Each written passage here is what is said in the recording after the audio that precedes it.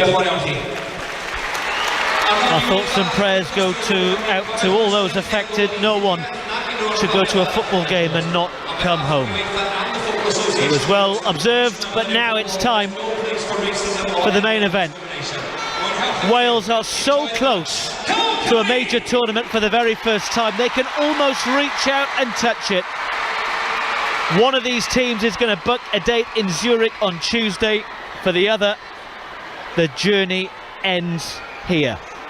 Wales will start the game in their new kit, red shirts with the white and green trim, the white shorts and the red socks, and we are underway. Wales going from left to right in this first half. They start as the favourites.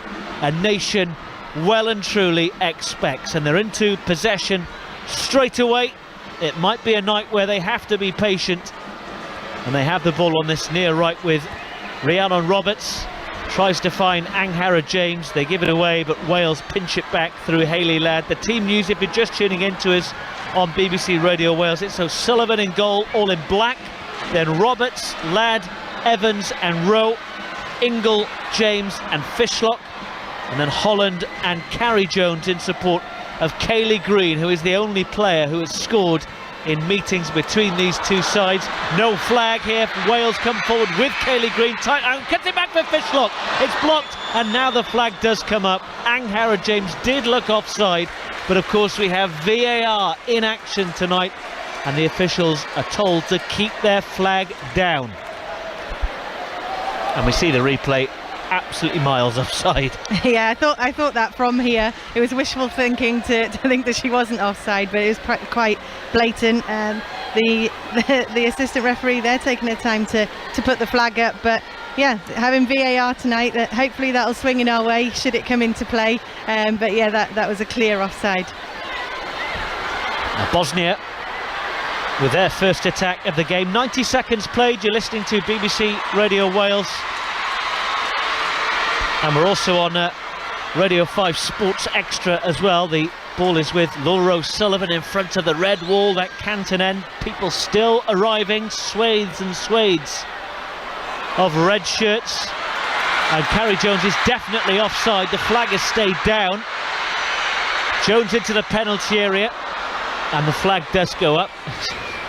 Wasn't even close, that one. It's going to be an interesting night. Nearly half time before she put that up, but no, it's this is the start that Wales wanted, though. You know, we anticipated this, that they'd be on the ball, looking to be really direct again. Carrie Jones into the thick of it, into the first few minutes of the game. I think Wales just needs to keep possession. A few offsides early on, just a little bit of nerves, very eager to get forward. Bosnia trying to do some defending. Another, well, looks like a blatant offside, but play continues. The cross goes to the back post, and we have the third one inside the opening 2.5 minutes. The flag eventually does go up from our all Spanish officials. Bosnia are in their all blue strip with white trim. Very much a surprise inclusion in the playoffs. They're in the same group as Russia, who have been thrown out of the competition after those events and the Ukrainian invasion. At the time, Bosnia and Herzegovina were well adrift of Russia in that group, Group E. But they are taking their place in the playoffs for the very first time in their history. They want to win just as much as Wales. All bar 4 of their starting 11 play their club football in the Bosnian Premier League, which has been dominated by SFK Sarajevo. And they have 6 players from that team in their starting 11 this evening. As Anghara James comes forward, the slide tackle comes in, and it's out of play for a throw-in over on this near right side. Nearly 4 minutes gone. Wales with the early advantage, but not on the scoreboard, which is in big, bold red and white colours above the stand where Wales are attacking in this first half. It's a perfect night for football in the Welsh capital. It's dry, it's mild, and there's not a breath of wind as well. The throw-in is held up by Kayleigh Green. Anghara James comes in on the rebound, and Wales get another throw on this near right side with Roberts. And we've seen that throughout the campaign. I think, you know, Rhiannon Roberts has been absolutely fantastic for us so far. I think there's been a lot of success down this right-hand side. I'm sure they'll look to utilise it a lot this evening. Again, it's flicked to the edge of the penalty area. That occasion, Bosnia are able to clear. Hayley Ladd collects on the halfway line, and Wales are in possession again, but a rare loose pass from Ingle, and Bosnia in possession, but they concede a throw. They're struggling to get out of their own half at the moment, Bosnia, in the early going. This is the fourth meeting between the two nations. Wales have won 2 of them by a 0-0. They were in the same same group, 4 years ago for the World Cup. There's also a 0-0 friendly draw. But here is Fishlock, the only change from the team which held on against Slovenia last month, and she wins a free kick. And more defending to do for Bosnia and Herzegovina, the lowest ranked side left in the competition. Wales 33 places above them. This free kick is midway in the visitors' half. It's gone short, and it's one from the training ground. Holland to the ball and cuts it back for Fishlock, and it's straight at the goalkeeper. Anywhere else, Fishlock gives Wales a perfect start. As it is, Hodzic is able to gather. There's a few players I'd like to see on the end of that ball, one being Jess Fishlock. Wouldn't mind seeing Sophie Ingle on there, Rachel Rowe and Nara James, but yeah, Jess would have wanted to have done better there. Smart free kick, quick play, and with a player of Jess's quality, I would have expected her to have done a bit better. However, we're attacking, and it's looking good for Wales so far. And Almina Hodzic, the goalkeeper, in the light green with the dark green sleeves, is one of the changes to the team. The more regular keeper is on the bench. They're also without their captain, Milena Nikolic. She's out injured and is their top scorer in qualifying with 4 goals in Group E. Wales, as we know, without Natasha Harding for personal reasons in this squad. It's Carrie Jones who takes her place and wins the ball, in fact, on this near right side. She's outnumbered by the Bosnian blue, and that will be a throw in to the visitors. And their coach in the black tracksuit, Samira Hurem, blonde hair, coaches the dominant SFK Sarajevo as well, juggling both jobs. Not often you see that anymore.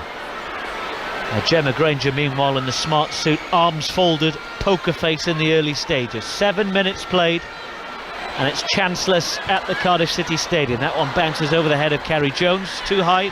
A throw in right in front of us, midway in the Bosnia and Herzegovina half. Maybe she would have got that if she was 21 and grown a little bit taller. But yeah, just 19. She's definitely grown into herself within this campaign as well, and certainly shown what she can do. She's just slotted right in here like she's been here for years.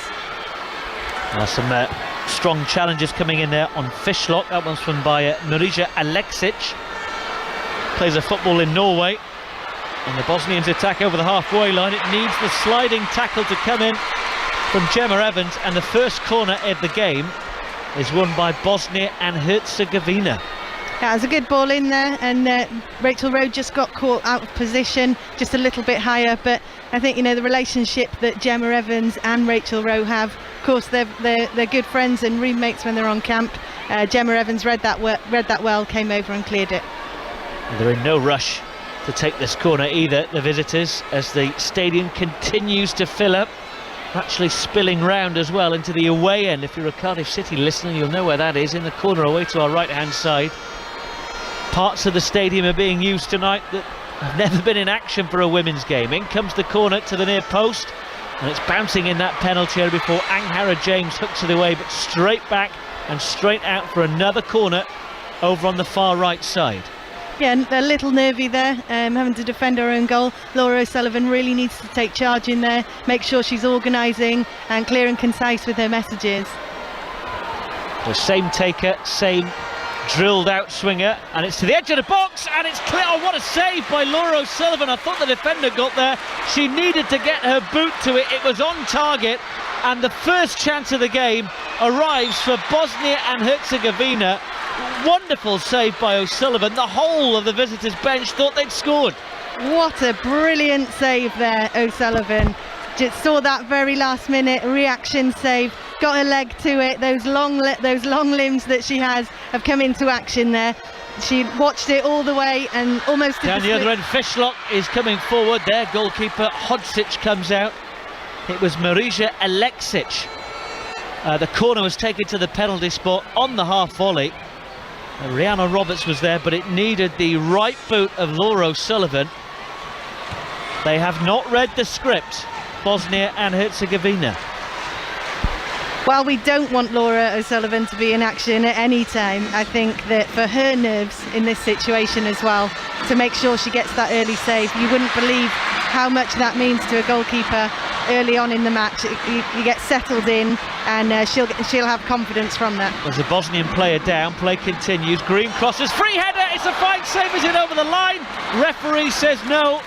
Holland with the header, Hodzic gathered it, but it was bouncing around on that goal line. Absolutely no protest or reaction from any of the players. Chance for Bosnia, chance for Wales, and Kerry Holland. Another good save there from the goalkeeper. She's been in the right place at the right time twice now to deny Wales from scoring. I'm not sure if Kerry Holland was a little offside from what we're seeing on the screens here, but yeah, right place, right time. Again, if Kerry Holland had put it anywhere else in the goal, she would have scored. And she made her debut in Gemma Granger's first game over the road at the Leckwith Athletic Stadium. They've come a long way in her 17 matches. I think she's been brilliant this season. Bosnia again on the edge of the penalty. Their entire bench is up once more. It's with Gasanica and Evans. Does she prevent the corner? I think she does. It's going to be a throw. But Milena Gasanica, the 22-year-old, scoring their last game against Azerbaijan. We're seeing a more open game than perhaps many of us expected. A lot of people thought Bosnia would pack the defence. They're giving just as good as they've got in an attacking sense, Joe, as Wales get the throw in. Yeah, definitely. And you know, you were speaking about second chances earlier, and Bosnia have been given a second chance, finishing second with Russia out of the competition. I think, you know, and people that have second chances, they'll absolutely fight for everything. You know, there's nothing, no stone they won't leave unturned tonight. They will be throwing the kitchen sink. And they've lost just 2 of their last 11 away games over the last 3 years. A lot of people that I've spoken to this week have said, "Oh, we should beat them. You know, it should be a comfortable win."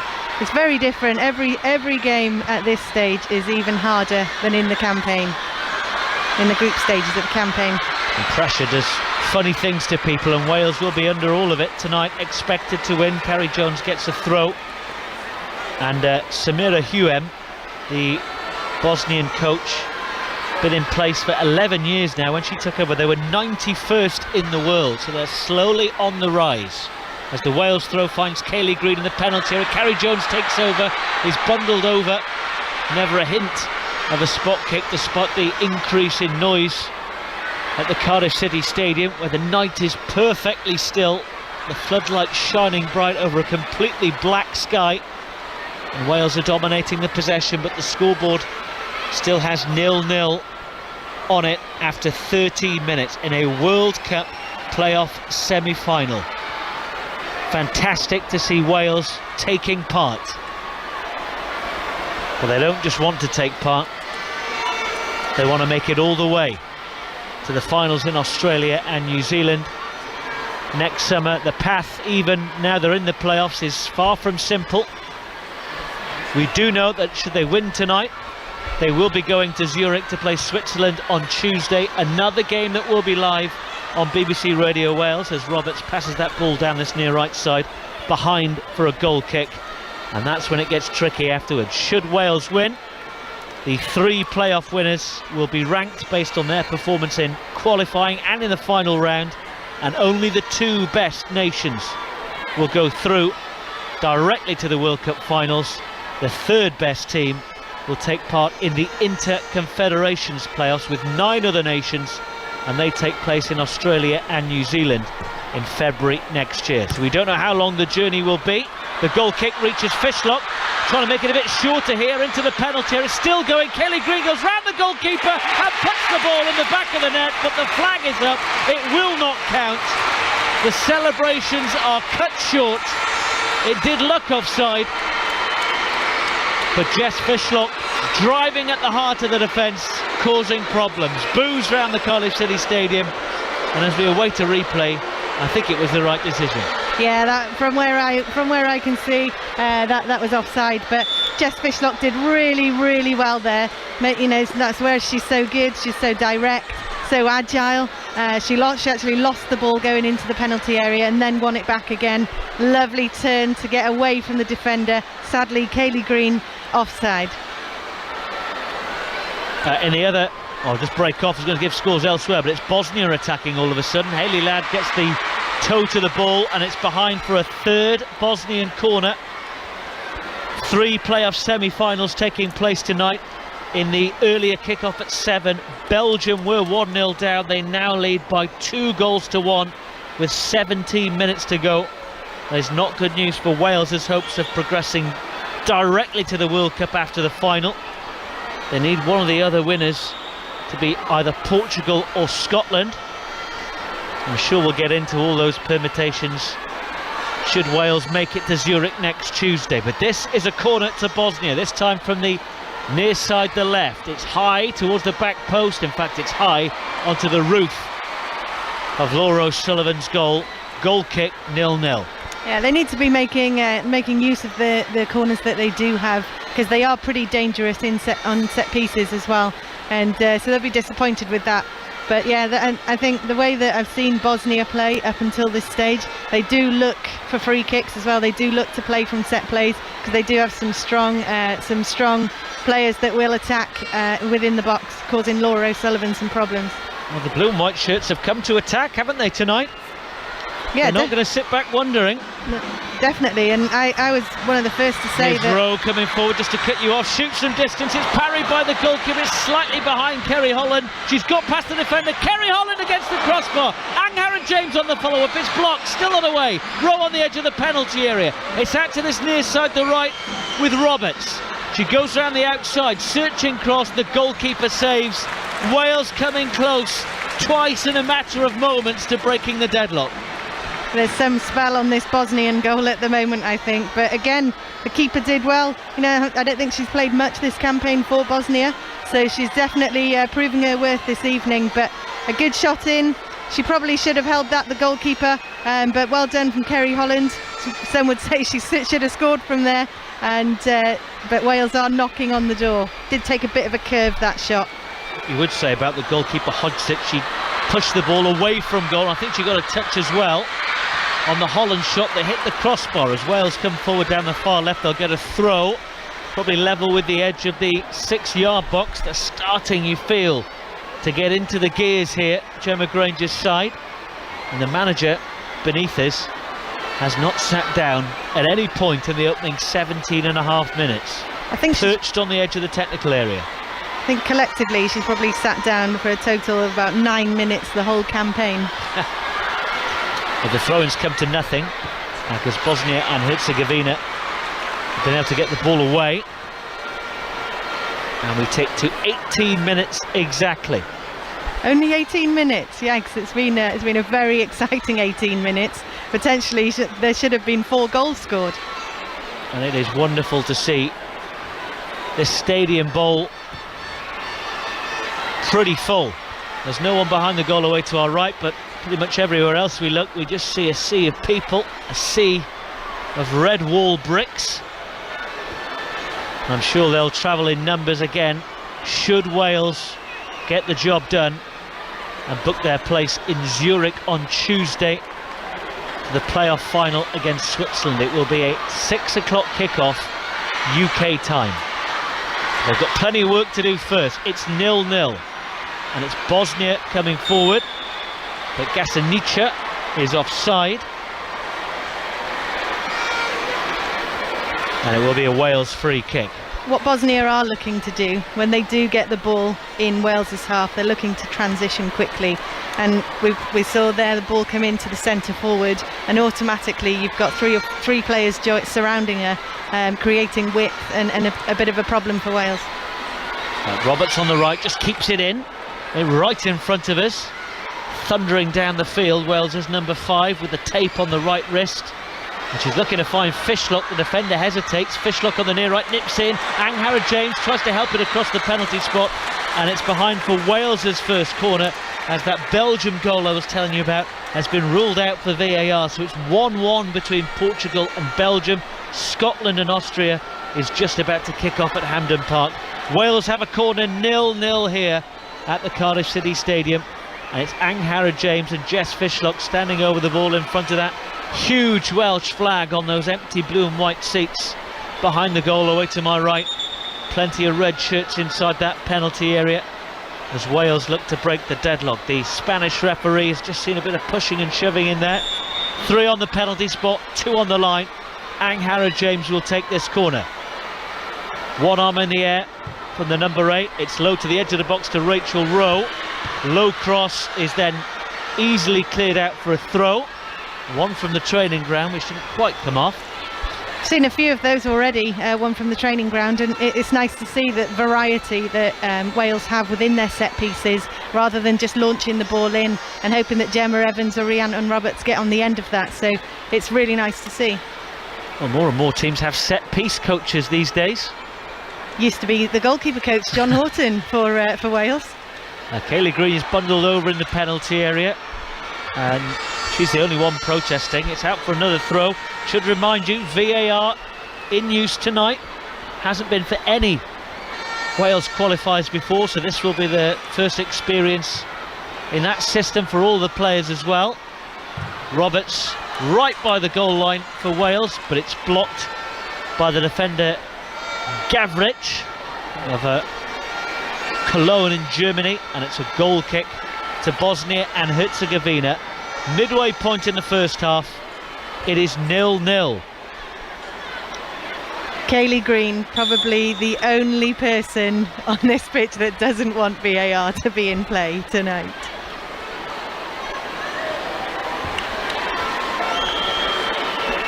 The hush descends on the stadium. The fans have got their mobile torches on.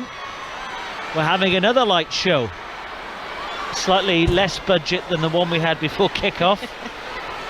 It's quite a sight, isn't it, to see the stadium this full for a women's international, when, if you listened to Radio Wales Drive earlier, I mentioned to Gareth Lewis, the first time Wales played a game here, the women at least, 820.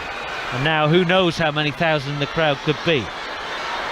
There seems to me like there's more than 14,500 here. It's so good to see. It's phenomenal. Crunching tackle coming in there from Alexic. Absolutely flattens Rachel Rowe.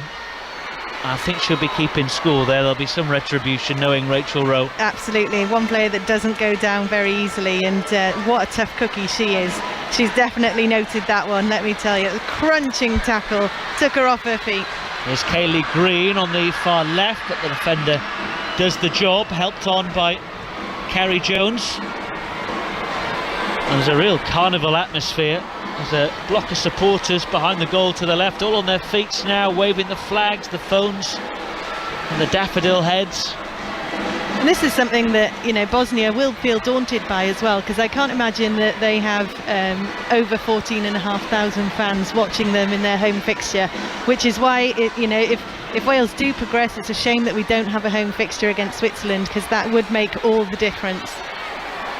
They're underway in Glasgow. We keep our eyes peeled on both those matches. Extra time and penalties available, and they're about 8 minutes away from going to extra time in Braga. 1-1 between Portugal and Belgium. Here is Laura O'Sullivan. Ball in her hands. She's already made one fine save. Called into action early on, and we've spoken about it throughout the campaign about how important it is for a goalkeeper to have a touch so early on, but I think definitely more so for Laura O'Sullivan. That's the voice of Joe Price, the former Wales goalkeeper. You wouldn't be surprised to know backing the goalkeepers' union. Bosnian cross is blocked, and it's Rhiannon Roberts for Wales, who won her 50th cap in the last match. Her opposite fullback Rachel Rowe has that honour this evening. They both got their commemorative caps before kick-off. You're listening to BBC Radio Wales and Radio 5 Sports Extra tonight. You can also listen to us on digital television and the BBC Sounds app, so you can go out and about whatever you're doing this evening. If you're looking for the evening show with Hugh Stevens, he's back on Monday. Radio Wales Sport returns tomorrow from 7. There'll no doubt be plenty of reaction from here. It's not going the way Wales would have hoped in the opening 25 minutes. Bosnia and Herzegovina holding their own and attacking, with Spasojevic crosses into the penalty area. It's a weak clearance by Gemma Evans. Hayley Ladd makes a better fist of it as the rebound shot comes in. But this one is very much finely poised. It is, yeah. It's just a bit of a weaker clearance than what we would be used to from Hayley Ladd. Gavrich crosses in, flicked header by the striker Gazanica. The long ponytail, tall striker, easily saved by O'Sullivan. And Wales can roll it out to the two centre-halves and build from the back again. And Bosnia do look dangerous when they're going forward. Not as dangerous as Wales, but you know, I think Gemma Evans had a phenomenal campaign so far. She'll be on it, but the partnership that her and Hayley Ladd are forming, as well as the two full-backs, I think it will be hard to break Wales down. It's a throw into the visitors, who didn't actually play their first international until 1997.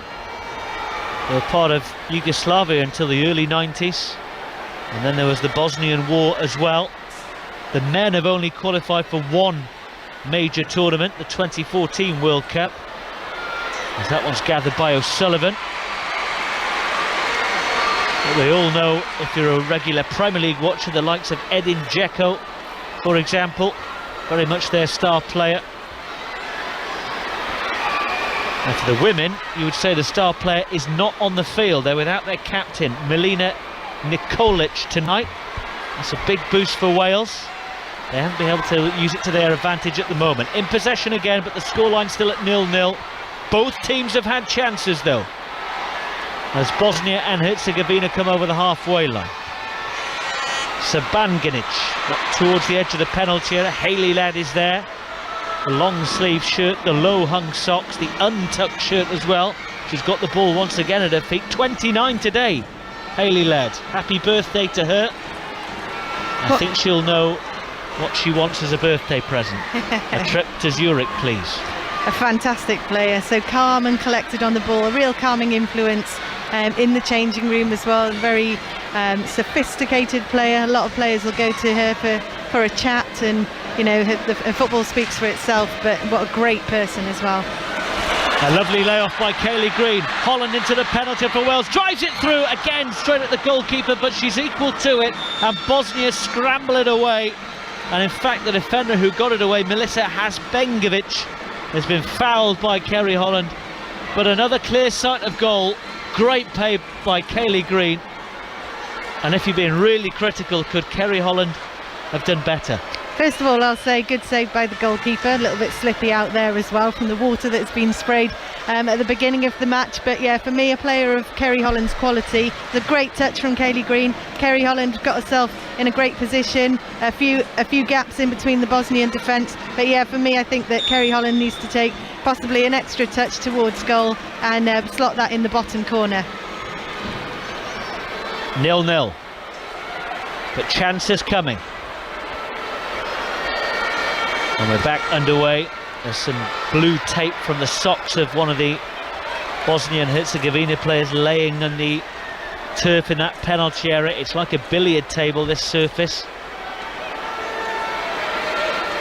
And Bosnia have the throw. It's down the line and then out of touch again. They've stolen another 10 yards. It's quite a hushed atmosphere. It hasn't really got going. Perhaps there's a bit more tension in the air amongst the supporters. Such an historic night.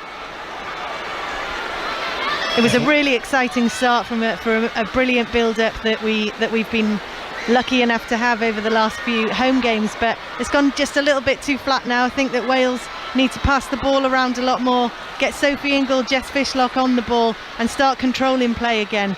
A loose pass by Rachel Rowe gives it to the fullback Sliskovic. She's not able to find a blue shirt with her pass, and the ball ends up in the lower part of that double-decker Ninian stand across from us. The red seats above empty and the blue ones below, well, there's not many of them free that we can see. The supporters are packed in there, they're packed into the Canton end away to the left, and as I said, some of them even spilling out into what is normally the away end for Cardiff City matches, underneath the big scoreboard with the bright bold red letters. Carrie Jones driving forward for Wales, sent tumbling and can't find a teammate, and the blue shirts come up with the ball going from right to left. At times they've struggled to get over their halfway line. Carrie Jones has stayed down, and now the referee is stopping the game. She wouldn't have gone down with ease. She's a really tough cookie. I think she's had a knock just above her left eye there, so the physios and the doctor will be on shortly. There they are, running onto the pitch. But yeah, she's such a tough cookie. She definitely wouldn't stay down if there wasn't something wrong. Now they're about to enter extra time in the first of these playoff semi-finals. It's still 1-1 between Portugal and Belgium. Wales would need Portugal to go through and Scotland to beat Austria in the later kick-off. There's lots of complicated permutations. If you're at a loose end at half-time, there's a video on the BBC Sport Wales website which attempts to explain everything. I know the squad have watched it because Sophie Ingle brought it up in the press conference yesterday. It's an incredibly complicated system, and it could end with Wales going to Australia and New Zealand in February, and then hopefully going back again for the main tournament next summer. Still could be a long road ahead, Joe. All I can say is I wish that I was as clever as the person that put that video together. I didn't pay you to say that, by the way. Just handed me £10. I'll get the drinks at half time. You're not missing any action because Carrie Jones is still down middle of the Bosnia and Herzegovina half, getting treatment. All the visiting players have come across to this near side. There has been a goal in Braga. Portugal 2, Belgium 1 in added time. So an extra little bit of interest for you to watch that video at half-time to explain all the permutations, but that is good news for Wales. Carrie Jones is also up on her feet, that's also good news. Yeah, applause from the fans across from us. That is great news, because we talk about Carrie Jones, and for the last 4 or 5 games that she's been involved in, that's all we've spoken about is Carrie Jones. How tenacious she is, how direct she is, how fantastic she is on the ball and off the ball. So it would be a real shame for her to have to come off, but it'll take an awful lot. It would definitely be a case of the doctors telling her you have to come off. It's been sort of a breakthrough tournament for her, making the most of some high-profile absentees in the last 2 camps. We're back underway after a couple of minutes stoppage. Wales down to 10 players still, with Carrie Jones waiting to come back on the far side. We start with an uncontested drop ball. Wales back in possession, and still Carrie Jones waits to come on. What is the referee waiting for?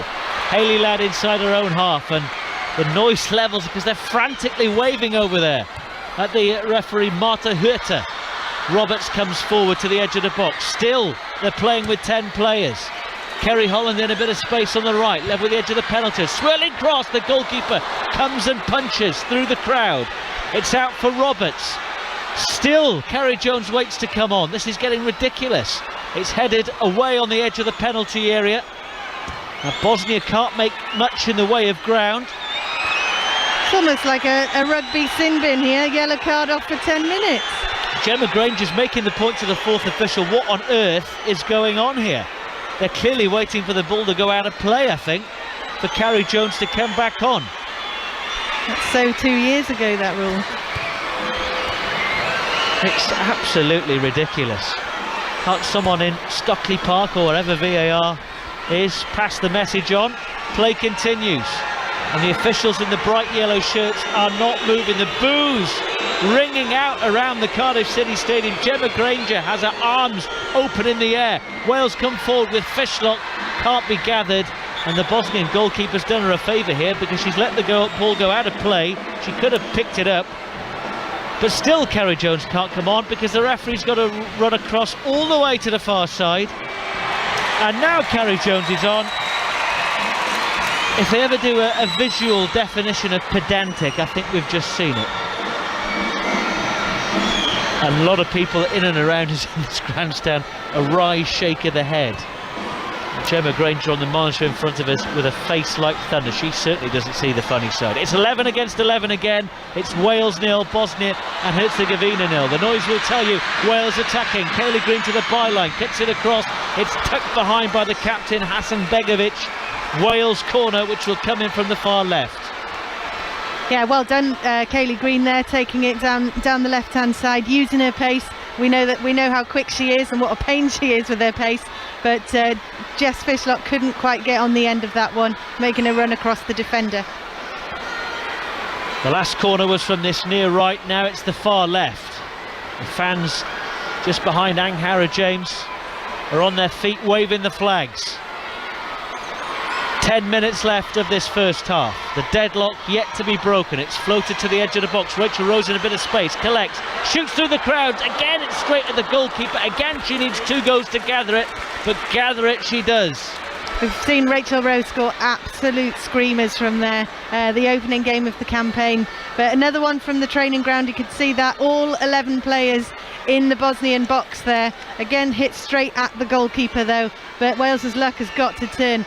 What the Bosnian captain will be disappointed in there. And if I were behind her as the keeper, she ducked when that ball got fired, and yeah, it could have been a lot worse for Bosnia. And Hara James powers in with the tackle and then gets the rebound from Fishlock on the right side. Holland and Green to Emac, she's to the byline, tries to get it across goal.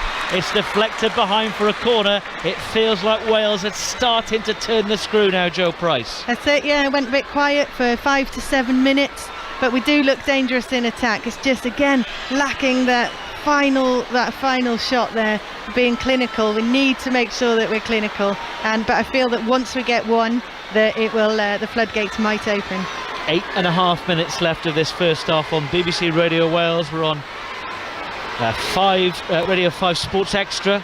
It's drilled by James. It's going to reach Carrie Jones at the back post. It bounces away from her. She goes down wanting a penalty, and Bosnia will clear. I don't think she was expecting the ball to reach her. It bounced up and past her. The chance was gone in an instant. Yeah, she wasn't expecting that, but you know, she should have done better, if I'm honest. Roberts, meanwhile, the play continues, the attack continues, gets the ball back from Anghara James. She's going to get to the byline here. Cross sails comfortably over the crossbar. Hodzik, the goalkeeper, leaping and swinging on her crossbar just to make sure. It's a goal kick, and Bosnia and Herzegovina survive. It remains scoreless. I think that was quite uncharacteristic there of Rhiannon Roberts. She can usually put the ball on a penny, but we regroup again and start again. I just saw a replay there. There may have been the slightest of clips on the ankles, but VAR are not reviewing, or if they have, they're happy with the on-field decision. I'm not sure if there was a handball from Carrie Jones there, so if it had gone to VAR, that potentially it wouldn't have counted anyway. We just have to make sure the next one counts. Fishlock meanwhile has it for Wales, rides one tackle, but the blue shirts crowd out Anghara James with that bun bobbing around in the breeze.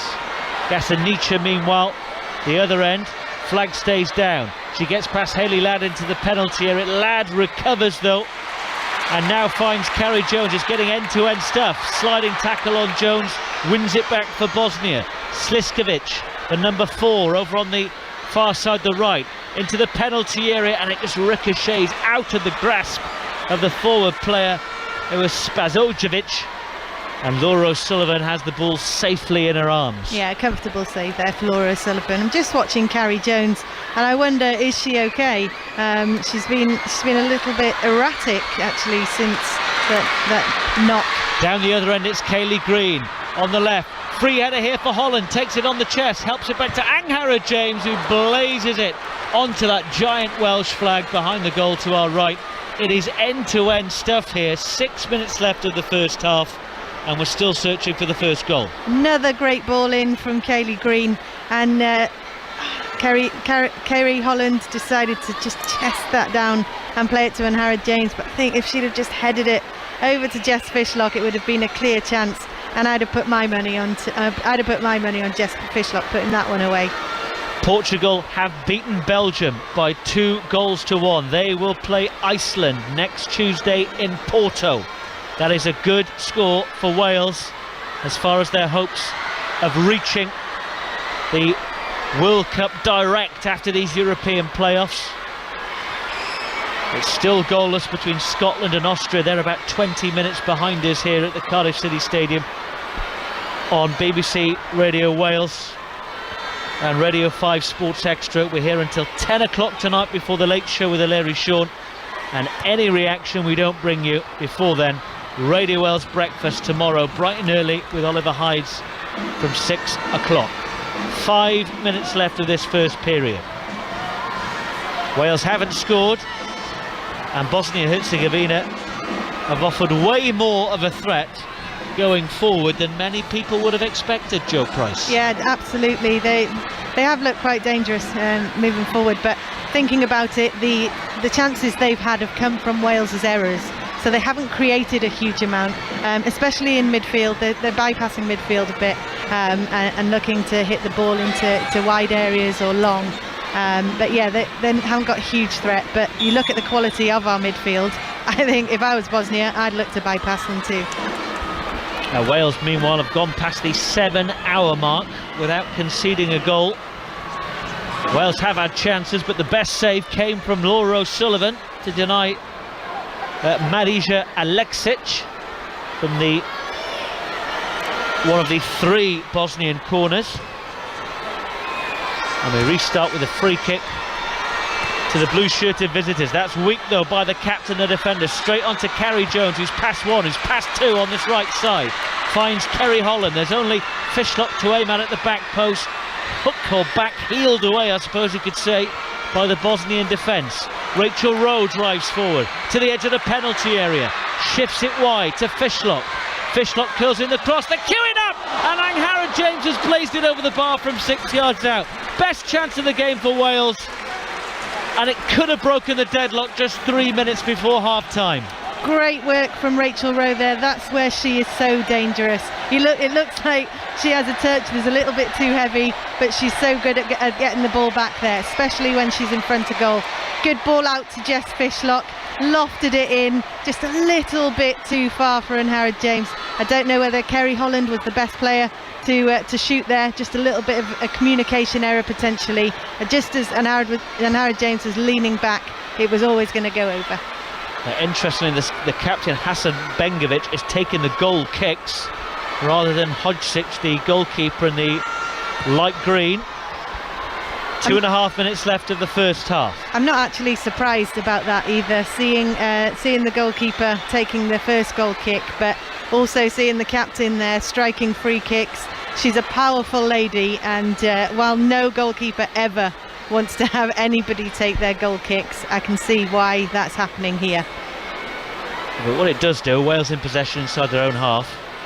If it's headed back towards goal from the halfway line like it is, you've got a blue-shirted Bosnia and Herzegovina player playing everyone onside. That's right. If I'd put Kaylee Green literally on the edge of the box there, because she's a player that you'd want to have in that situation, putting pressure on the defender there should it come back.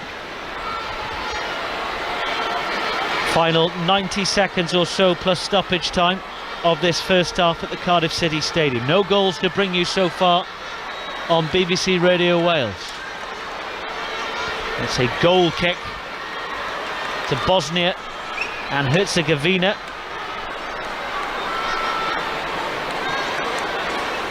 They know, the visitors, that whatever happens, they can only reach the World Cup via the Interconfederation playoffs. But they've already had one second chance, with Russia being thrown out of their group, Group E, which is won by Denmark. And at the time that happened, Russia were 11 points clear of them in the group. So very much a reprieve to take them into their first playoff match, just like Wales. Uncharted territory for both. The blue shirts in possession just inside their own half. As soon as they get over into enemy territory, Wales win it back with the red shirts, white shorts, red socks. This new strip with the pattern down the chest, the white and green trim. That's a mistake by the Bosnian defence. Fishlock will motor, keep it in. Angharad James spins near post on the edge of the penalty area, hooked away by the Bosnia and Herzegovina players. James on the corner of the box on the right is still able to find it. There's a wall of blue though in the way. They have dropped deeper and deeper and deeper as the game's gone on. Rachel Rowe though is caught in possession on the halfway line. There's no support though on that side for Sabanagic. The red shirts crowd are out. 2 minutes left of stoppage time. The ball goes up in this first half. Joe Price, what have you made of this first half? If you're Gemma Granger, are you happy or not? It's certainly been an exciting half, a great start. Wales started really well, had a bit of a dip in the middle, but it's almost a shame that half-time is coming, and I think that's what Gemma Granger would be saying as well, because Wales definitely look on the front foot here and most likely to score. But yeah, I think she would be happy that, you know, I guess that Wales are on top, but I do think that she'll be thinking that we need to be a lot more clinical. We should be 2 or 3 up at this point.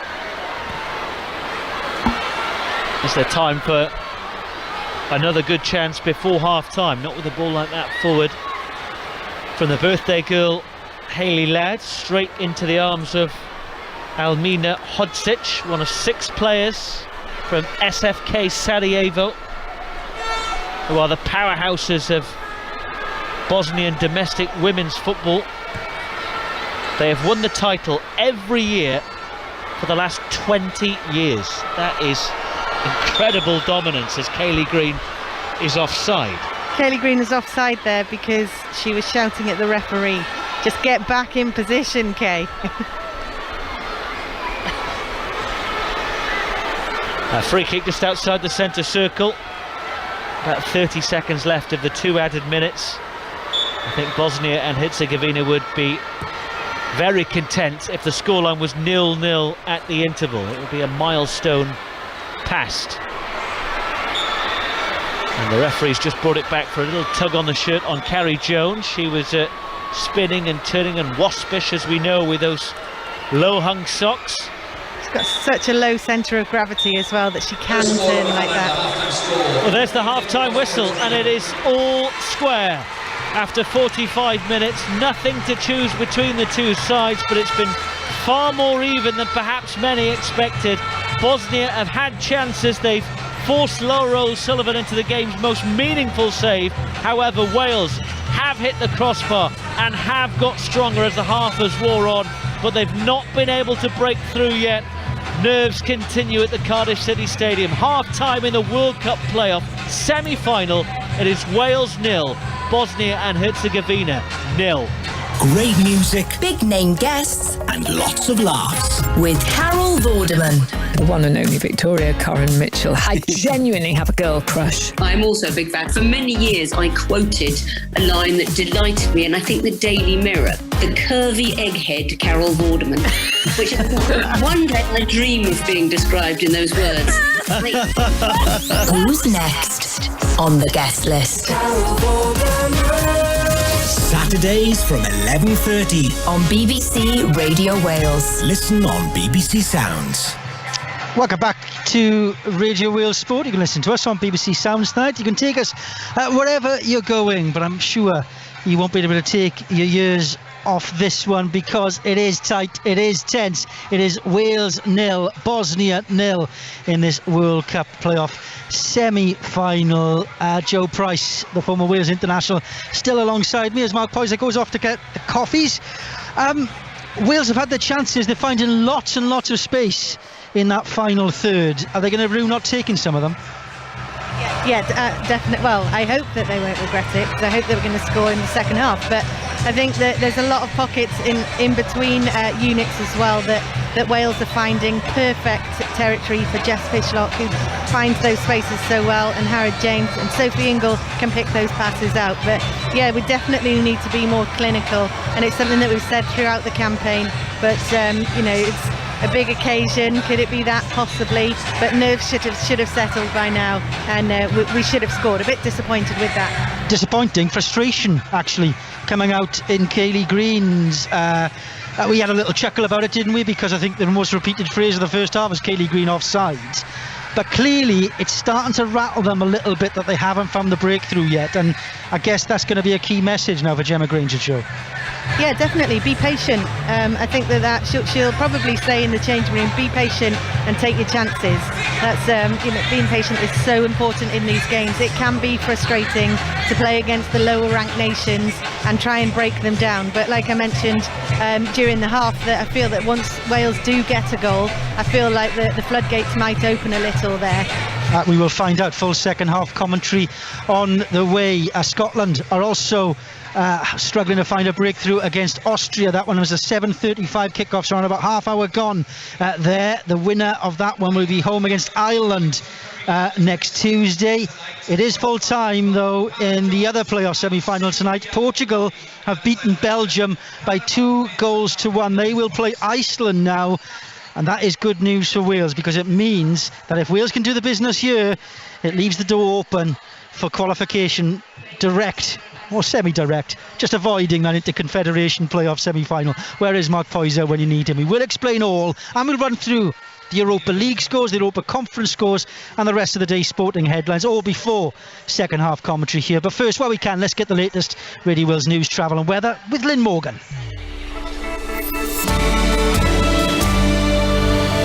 Thanks, Chris. Here we go. The weather first then. Clear spells, but the odd shower will linger through tonight. Minimum temperature 11 to 14 Celsius. And then tomorrow morning, mostly dry and cloudy. However, outbreaks of rain pushing in from the northwest through the day with heavy downpours at times. Maximum temperature 12 to 15 Celsius for most, but up to 16 Celsius in the south. The latest travel news now on BBC Radio Wales. Here's Gary King.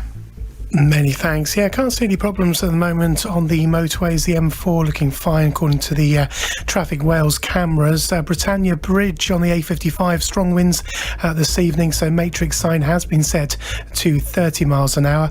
Carnarvon, the A498 remains closed in both directions. That follows that landslip from last Friday between the A4086 and the Prince Llewellyn Hotel. At Glyn Ogwar, the A4093, it remains closed at the moment in both directions. It follows an accident earlier on this afternoon, still doing accident investigation work. And at Tredylian, Old Ross Road is also closed at the moment in both directions, again all because of a police investigation just near to the golf club. No major problems though on the trains. That's the latest from BBC Radio Wales Travel.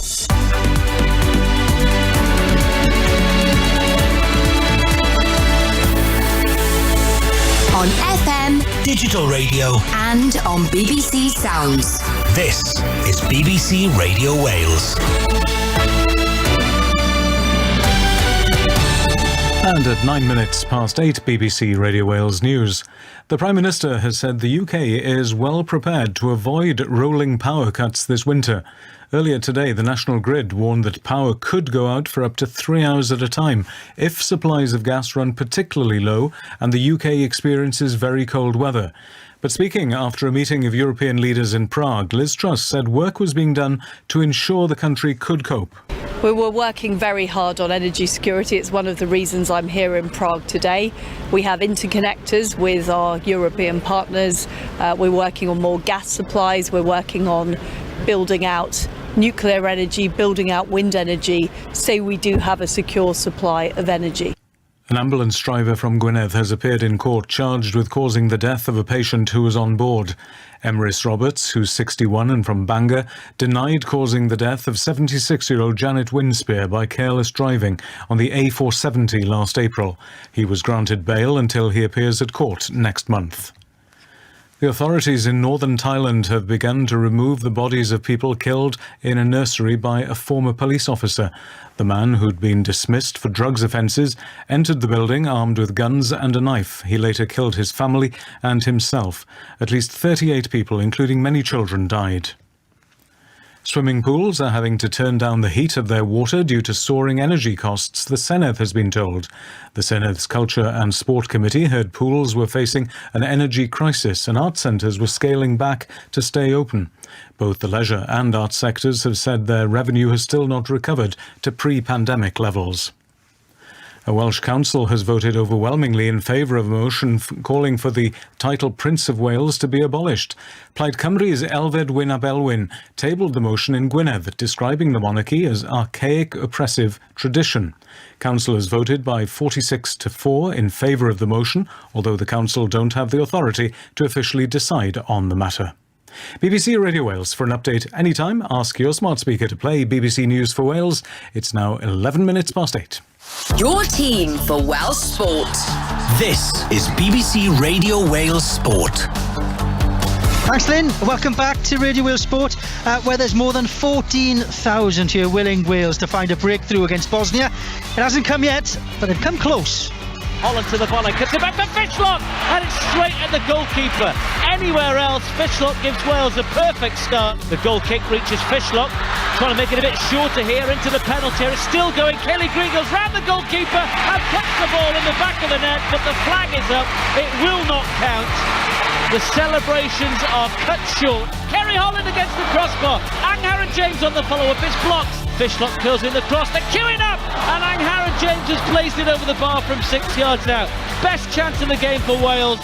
This is BBC Radio Wales Sport With Chris Wathen. Yes, welcome back. Welcome as well to listeners on 5 Sports Extra. Wales against Bosnia in this World Cup playoff semi-final. Goalless at half-time. Hasn't stopped the fans here. A record crowd of more than 14,000 enjoying themselves. Great to see so many young fans. Plenty of junior football clubs taking the chance to see Gemma Granger's side in action. They will hope they get to see a victory. We will find out. Full second half commentary on the way. We will be with you as well for every bit of it. It will be extra time and penalties if the scores are level at 90 minutes. We'll be with you until 10 o'clock before the late show takes over. Like I said, plenty of reaction following that full-time whistle, by which point we'll also have a better idea if Wales do win, if they have a chance of going straight through to the World Cup with a win against Switzerland on that playoff final on Tuesday. It is quite confusing, but then again, it is pretty straightforward by the end of today, because if Wales win by 2 clear goals against Switzerland, and either Portugal, who have gone through with a 2-1 win over Belgium, or Scotland, who are currently in action against Austria, if either of those go through on penalties, it means Wales go straight to the World Cup. If not, it's the Interconfederation playoffs. There is a long way to go, but that is why those other results are significant. We'll keep across that Scotland-Austria game. That was a 7:35 kickoff. Elsewhere tonight, plenty of action in the Europa League. Manchester United coming from behind against Omonia Nicosia. Marcus Rashford coming off the bench to score twice, and Anthony Martial also adding. Means Eric Ten Hag's side got a win after a bit of a scare early on. Also in the Europa League, well, about 13 minutes gone in the game between Arsenal and Bodo Glimt. No score in that one. In the Conference League, West Ham's Gianluca Scamacca gave a late goal to give the Hammers a third win against Anderlecht. The Hammers going to enjoy that one in Brussels tonight. It finished Slovako 0, Nice 1. Former Arsenal man Pepe with the goal. Another former Arsenal man, Wales international Aaron Ramsey, replacing him off the bench after 84 minutes. Of course, he had a recent hamstring problem that ruled him out of those Nations League games. It is goalless in the 8 o'clock kickoff between Hearts and Italian side Fiorentina. Now, from what we're hoping will be Wales's bid to reach the Women's Football World Cup, the rugby equivalent gets underway in New Zealand in the early hours of Saturday morning.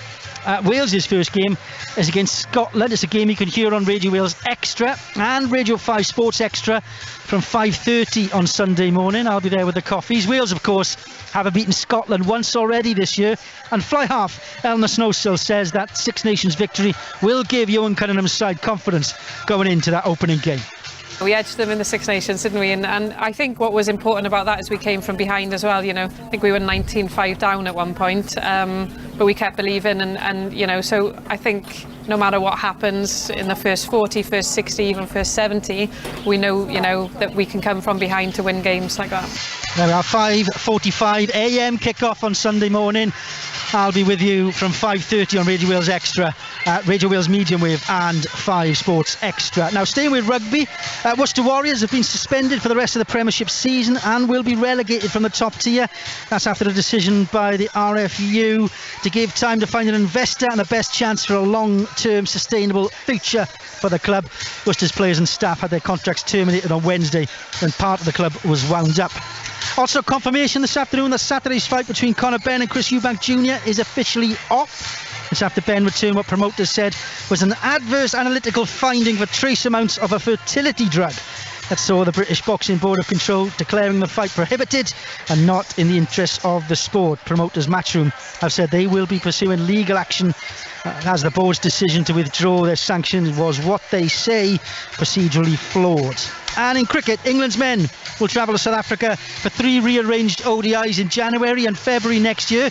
They were called off back in 2020 due to COVID. Plenty more on those stories and a lot else more on the BBC Sport website. You can also follow a live text of this game on the BBC Sport Wales website. Wales goalless against Bosnia as the visitors make their way back out of the tunnel ready for the second half. Wales international Joe Price is still with us. Joe, we were talking before Mark Poyser got the coffees in that Gemma Granger will be offering words to say just stay calm, stay patient, that it will come. That's easier said than done though, isn't it?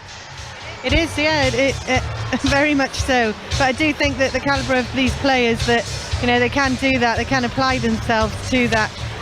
Just hasn't happened in the first 45 minutes. And we've got the quality of Ingle, we've got the quality of Fishlock. I could name the whole team really when you say we've got the quality of. But yeah, it is about being patient. It's difficult, but it's our game to lose at the moment. I guess concentration is going to be cool. The temptation is going to be pushed for that opening goal that could sway everything here. But Bosnia have already shown, and Laura O'Sullivan has shown, that you have to bring out those reflex stops. They will get a chance here. Wales have to stay switched on. Yeah, absolutely, definitely switched on in the back four. Like you got the likes of Hayley Ladd and Gemma Evans have created that good centre-back partnership. But Wales do have to be cautious. We have to make sure that they're disciplined. But when we're in attack, like I said, we need to be clinical. Well, yeah, the Wales players are back on the pitch, ready for this second half. It's knockout football, as we said. We have to find a winner. A huge 45 minutes for Wales. Can they make a bit more history? Let's find out with your commentary team here at the Cardiff City Stadium. It's Joe Price and Mark Poyser. Thank you, Chris. Welcome back. The teams are back with us. Wales arrived in dribs and drabs from the tunnel just to our left-hand side. Gemma Granger walks out to take her place on the edge of the technical area, and there's the whistle in the background. And Bosnia and Herzegovina get the second half underway once more in their all-blue strip with white trim, this time going from left to right in the second half. Wales once more in their red shirts, white shorts and red socks, this new kit with the white and green trim. And it's Bosnia attacking early in the second half. Into the penalty, a flick towards goal. It was a high boot though by the striker Gazanica. There are no changes to either side. So for Wales once more, it's Laura O'Sullivan in goal. A back four of Roberts, Ladd, Evans and Rowe. Ingle, James and Fishlock. Then Holland and Carrie Jones in support of Kaylee Green. As fans file around and take their places back in their seats, and if I'm not mistaken, in the director's box next to us, that's Ken Owens, isn't it? It is, the Sheriff. I wonder if he'll be on Twitter tonight. What we need from Wales right now is the start that we had in the first half, but with a goal. If it was like a takeaway, I wish I could order that. But it's Bosnia with an attacking threat here. 3-on-3 as they attack into the penalty on the right-hand side. The cross is awful though, easily cut out by Hayley Ladd. It was Sabaginic who found space on the near right side. There was two blue shirts to aim at, and she fluffed her lines.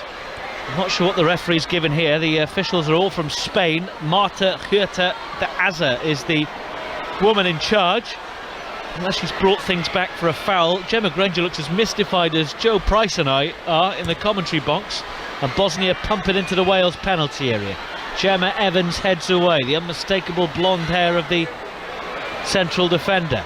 And they've found a bit of space, Bosnia, round the back. Sliskovic to the byline, crosses, might be a header for Gasanica, but a combination of Ladd and Anghara James and then Kerry Holland, who's hit the bar in the first half, are able to get the ball away. Bosnia have started the second half as the better side, even if it is only 2 minutes old.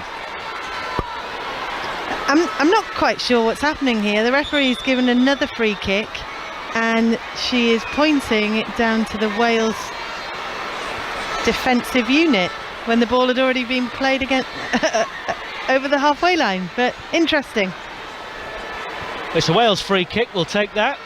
It remains 0-0 though, and the longer it stays goalless, the more nervy this record crowd will get. They're great when you're winning, but in a game of such magnitude, so much at stake, there has to be some nerves in the stand. We've never been here before, neither have Bosnia and Herzegovina. The prize is so great, but if it doesn't go the way you want it to, so will the disappointment. It's Bosnia in possession, but in their own, they can't get it out. They're hacking at it and it's hitting red shirts, pinballing around. Sophie Ingle comes up with the ball. Can Wales find a bit of quality? Intercepted from the skipper's through pass, and the blue shirts have it. Ladd has tried to win it back for Wales but lost out, and now the visitors attack. There's a bit of space on this near side, ball's on the other side, and it goes out of play for a throw-in. I would have said to Bosnia, it's gone Wales's way. Very, very scrappy these last few minutes here, and actually if the Bosnian attacker would have looked up there, she'd have seen one of her own players free on the right hand side, which could have caused all sorts of problems for Wales, because they were 4-on-3 at one point there. Something that Wales need to sort out. A few scrappy passes being played here, some errors from Rachel Rowe early in this first half. It's Bosnia attacking again. Spazjezovic to the edge of the box. Gasanica, the lone striker, is intercepted. Alexic though, they've still got it in the D, and the red shirts are having to throw themselves at the ball. It's Wales now who are struggling to get the ball away from their territory. Bosnia really positive in the opening 4 minutes. They pinch it again over on the far left. Roberts is there though to hoover up the danger, and now it's out of play for a Bosnia throw. Bosnia have come out all guns blazing here, and Wales just need to get hold of the ball, as I said in the first half, get hold of the ball, get the likes of Sophie Ingle, Jess Fishlock on the ball, when we're in possession, get wide and tire out the Bosnian team here. It's just a little bit scrappy, and Wales haven't seemed to come out as they did in the first half, and they're not keeping possession very well. Well, they have absolutely nothing to lose. They shouldn't even be in this position. They're not going to leave anything in the changing rooms. Wales crossfield pass. Carrie Jones is scuttling away to try and keep it in. The defender's there too, and the defender does ever so well. Ina Sabanovic plays it off Carrie Jones, and out of play for a throw-in as the supporters gradually file their way and take up these blue empty seats that we didn't see in the first half. Both Sabanovic and Carrie Jones making good ground over there to get the ball, and actually Sabanovic did very, very well to win the ball back for Bosnia there.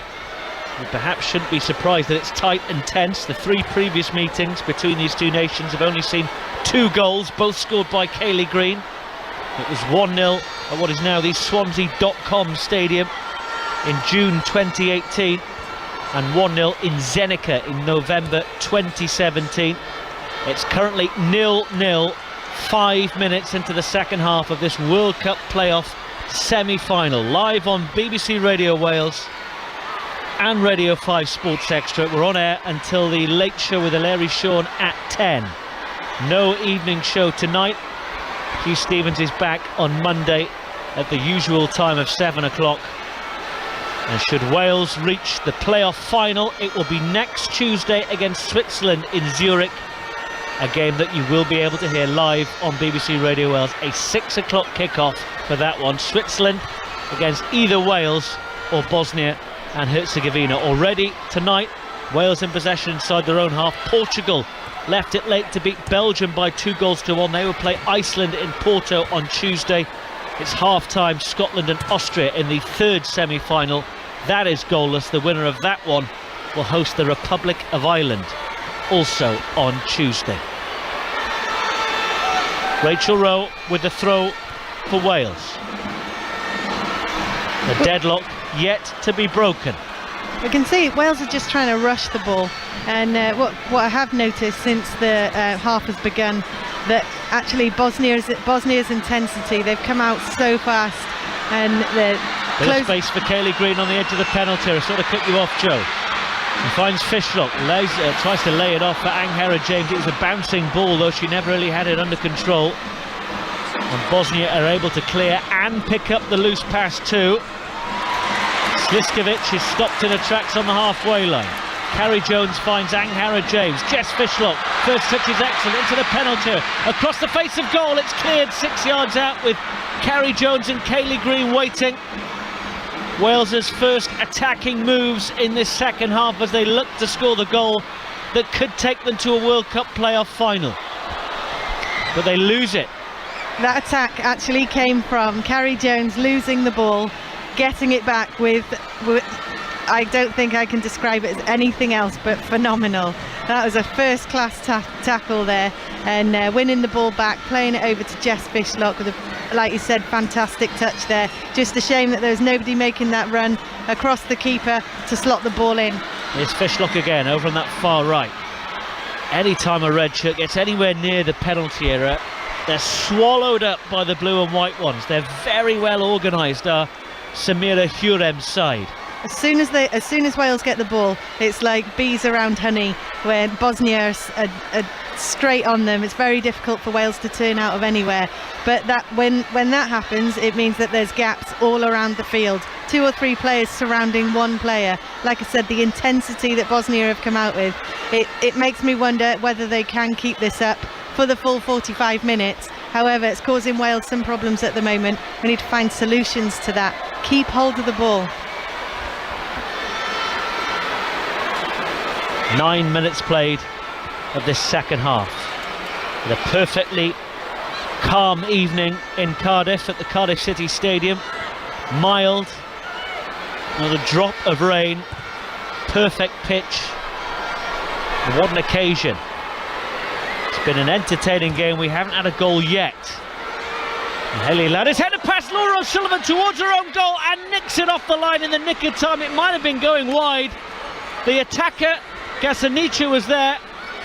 Ladd tried to nod it back to O'Sullivan, who'd come rushing out, and Wales with an almighty let-off. In the meantime, Kerry Holland races away on the far right to the edge of the penalty area and to the byline, goes past a player, crosses high towards the back post. Carrie Jones helps it on, and Bosnia clear up towards the halfway line.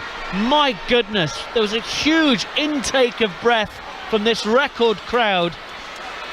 That was almost a calamitous own goal. And that for me, I'm a part of the goalkeeper union, but that for me, Laura O'Sullivan needs to be screaming at Hayley Ladd there what she wants her to do. That breakdown in communication, it can't happen. Needs to be shouts from all around the field, but Laura O'Sullivan needs to be absolutely bossing it back there, telling a defender what she wants her to do. It was actually going comfortably wide. It was Hayley going Ladd wide. prevented the corner. It was going wide, but it's not a situation that we want to be in. The play continues. It's not been a typical qualifying pace. It's been more like a club match, 100 miles an hour. It's only going to get quicker as the seconds continue to tick on. Remember, we must have a winner tonight. Extra time and penalties available if needed. Neither of these nations have ever won a penalty shootout. Wales on the wrong end of 4 lotteries from 12 yards. Bosnia have only taken part in the 1 shootout. But by hook or by crook, Switzerland will find out who they're going to be hosting next Tuesday. It's the Bosnia and Herzegovina goal kick. It is scoreless. There is nothing to choose between the two sides. It would be tragic if it got to that stage, considering the amount of chances that Wales have had. And I do believe that we are going to score, but if we do get to play in the World Cup, we do get to Switzerland, we need to be a lot more clinical. We need to be finishing these chances. This game should have been put to bed early doors. Well, certainly if they do get through to Zurich on Tuesday, Switzerland will not allow as many chances. They're the highest ranked in terms of the runners-up. They come forward now, Wales. It's hooked over the crossbar and behind for a Wales corner. Switzerland had the best record of all the group runners-ups. They will certainly be a tough nut to crack. Wales hammering away at the Bosnia and Herzegovina outer shell right now. They've got a corner, their first of the second half. Anghara James takes it in front of the adoring public. They really are voting with their feet. These players have talked about inspiring a nation. We look around this stadium and the nation is inspired. Another one into the penalty area. It was taken short. Rachel Rowe curls it in. It's headed clear. Hayley Ladd, the furthest player back, nods it back towards the edge of the penalty area. The blue shirts swarm round again. They hold it up on the halfway line. They might be able to counter, but Gemma Evans just pulls back the striker, Gasanica. Very clever there from Gemma Evans. That's what we call, in the football sense, of a professional foul. She knew exactly what she was doing there, needing to slow the attack down. And it's just unfortunate that Wales can't get into these, can't finish these chances that they're getting. The substitutes, by the way, for Wales, not that Gemma Granger has made many in the last few games, are Clark, Middleton, Patel, Woodham, Josie Green, Ward, Bull, Hughes, Escort, Walters, Wynne, Philby and Morgan. There may have to be changes if this one goes the distance. It's like a chess match now at the moment. Who's going to make the first move? It's Bosnia in possession. That's good play by Spasjevic. And Alexic, who had that great chance in the first half, tried to help it forward down this near right side. It's behind for a goal kick to Wales. We're 1 minute short of the hour mark. This second half reminds me a lot of the Norway game in the last campaign, where it's just a bit too hectic. Wales are looking to force everything forward, looking long, and actually that's not the option that's on at the moment. The option... It's a great tackle on Rachel Rowe, and Bosnia race away. They have the numerical advantage. The pass through, though, for Gazanica is terrible. It was 4 on 3. Rachel Rowe stayed down. Bosnia have kept the ball in play. Now the referee stops the game. And there's a few mistakes creeping in. Bosnia are having their chances, their moments. Then perhaps the final ball is off for the visitors. But it's far from a foregone conclusion that if a goal does arrive, it will be for Wales.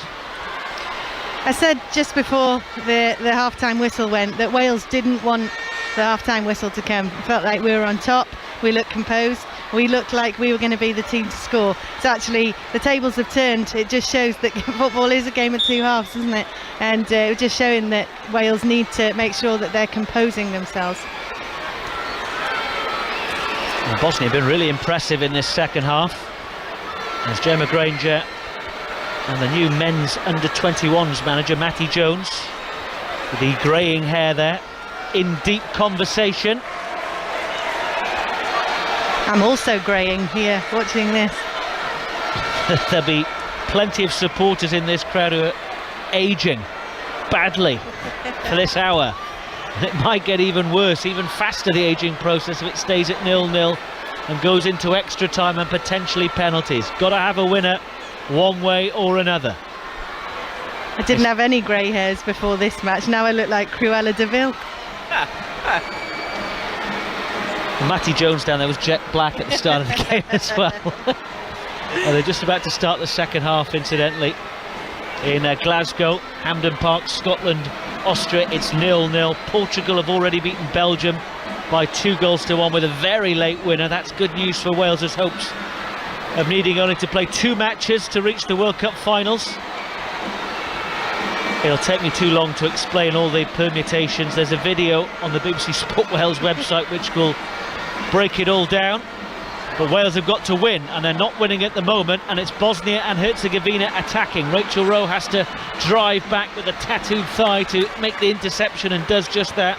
O'Sullivan clears, only finds a blue shirt in the Wales half.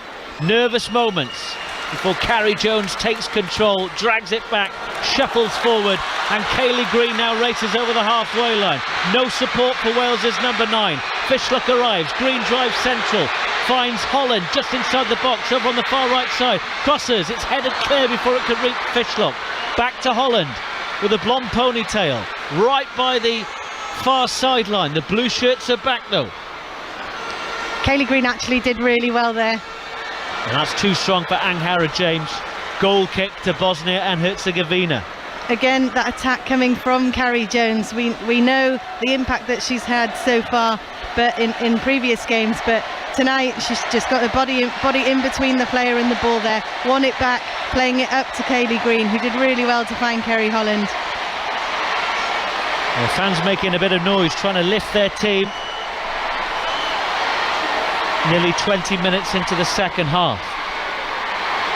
Reminder, Radio Wales Sport is back tomorrow night from 7. And a bumper programme coming your way on Saturday. Swansea, Sunderland, Wigan, Cardiff, Newport, Rochdale, Wrexham, Barnet, with the added bonus of the Scarlets against Cardiff from 5 o'clock. So no call Rob this Saturday on BBC Radio Wales. And it's the start of the Women's Rugby World Cup on Sunday as well. 5:45 kickoff for Wales against Scotland, and that is live on Radio Wales Extra. This is a Bosnia and Herzegovina free kick. A soft free kick in my opinion there. You've got two strong players in Kayleigh Green and Hasa Begovic, and too soft for me there from the referee. It's just Kayleigh Green came off worse there. They clear it long down this near right channel. Rachel Rowe on her 50th cap is underneath it.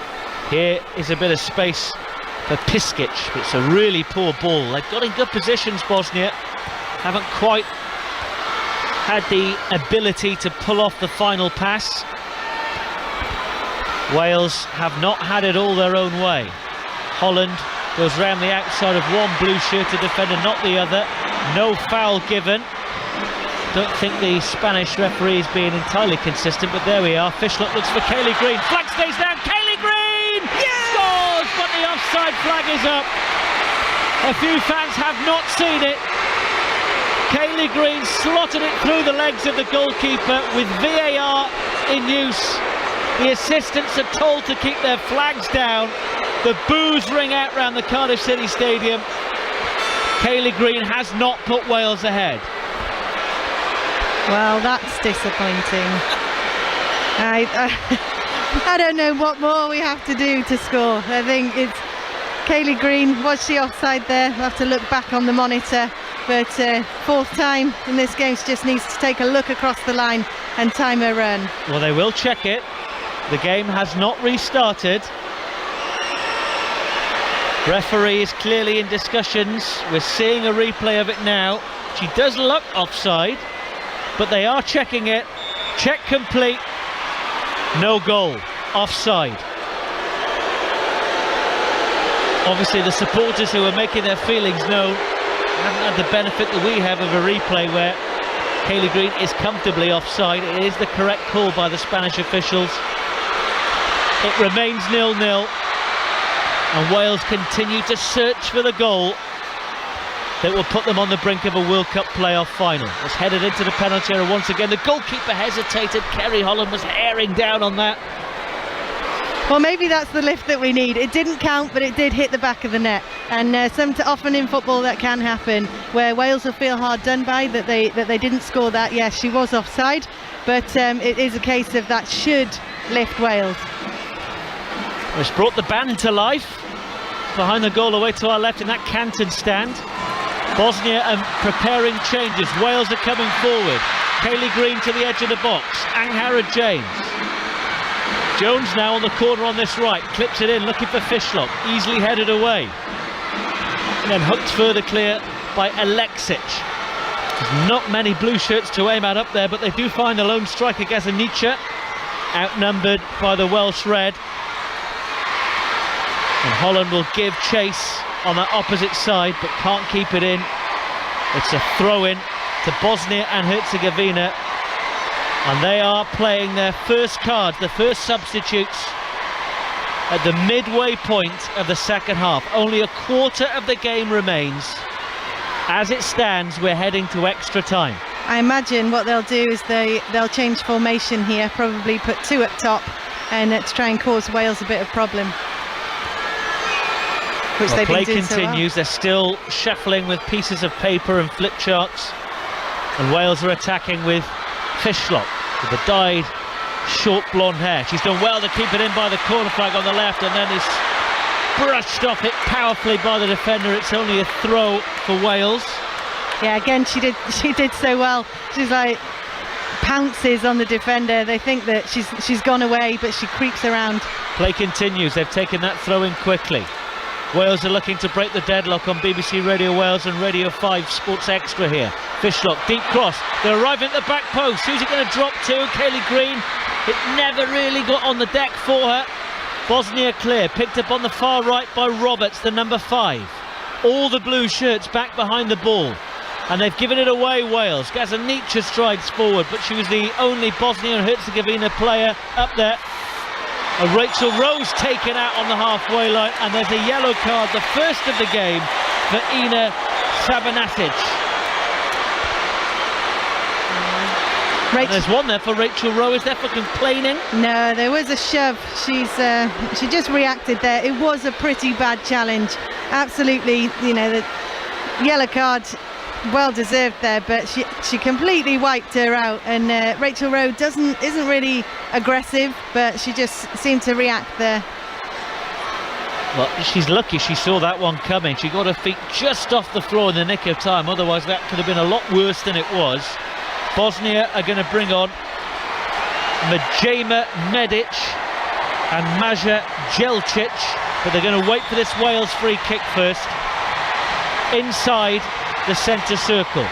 Everyone in Bosnia blue back defending. Chipped forward by Rowe. Headed into the box, and it only drops for a blue shirt though. It's just not going Wales' way at the moment, but they are ramping up the pressure as they look for the goal. But it's becoming increasingly likely that one will be enough. Roberts by the corner flag on the right, digs out a good cross, but it's cleared at the near post. Just seems to be falling where there is no Wales player. It just seems to be falling in the gaps at the moment when we're playing the ball in the box, and I hope it's not going to be one of those nights where we say it was one of those games. We've had plenty of those over the years where it hasn't gone their way when it really mattered. Those 2 Ireland games in the last European campaign. So many near misses over the years, which they're desperate to eradicate once and for all from everyone's memory banks. The substitute, Milena Gazzaniga, is off. Maja Jelcic is on. One SFK Sarajevo player for another, and Majema Medic is on for Selma Kapetanovic. She's put in a great shift, the Bosnian forward there. She's done what she should have done. She's been in places to cause Wales problems. She's been on Hayley Ladd's toes. She's done a great job this evening. After all that, we're now inside the final 20 minutes, and we're going to restart with a Rachel Rowe free kick into that Bosnian penalty area. Plenty of red shirts, but it hits a blue head and hooked away to the far right side, where Ingle, the captain, collects, chased all the way by the defender. It's a throw-in.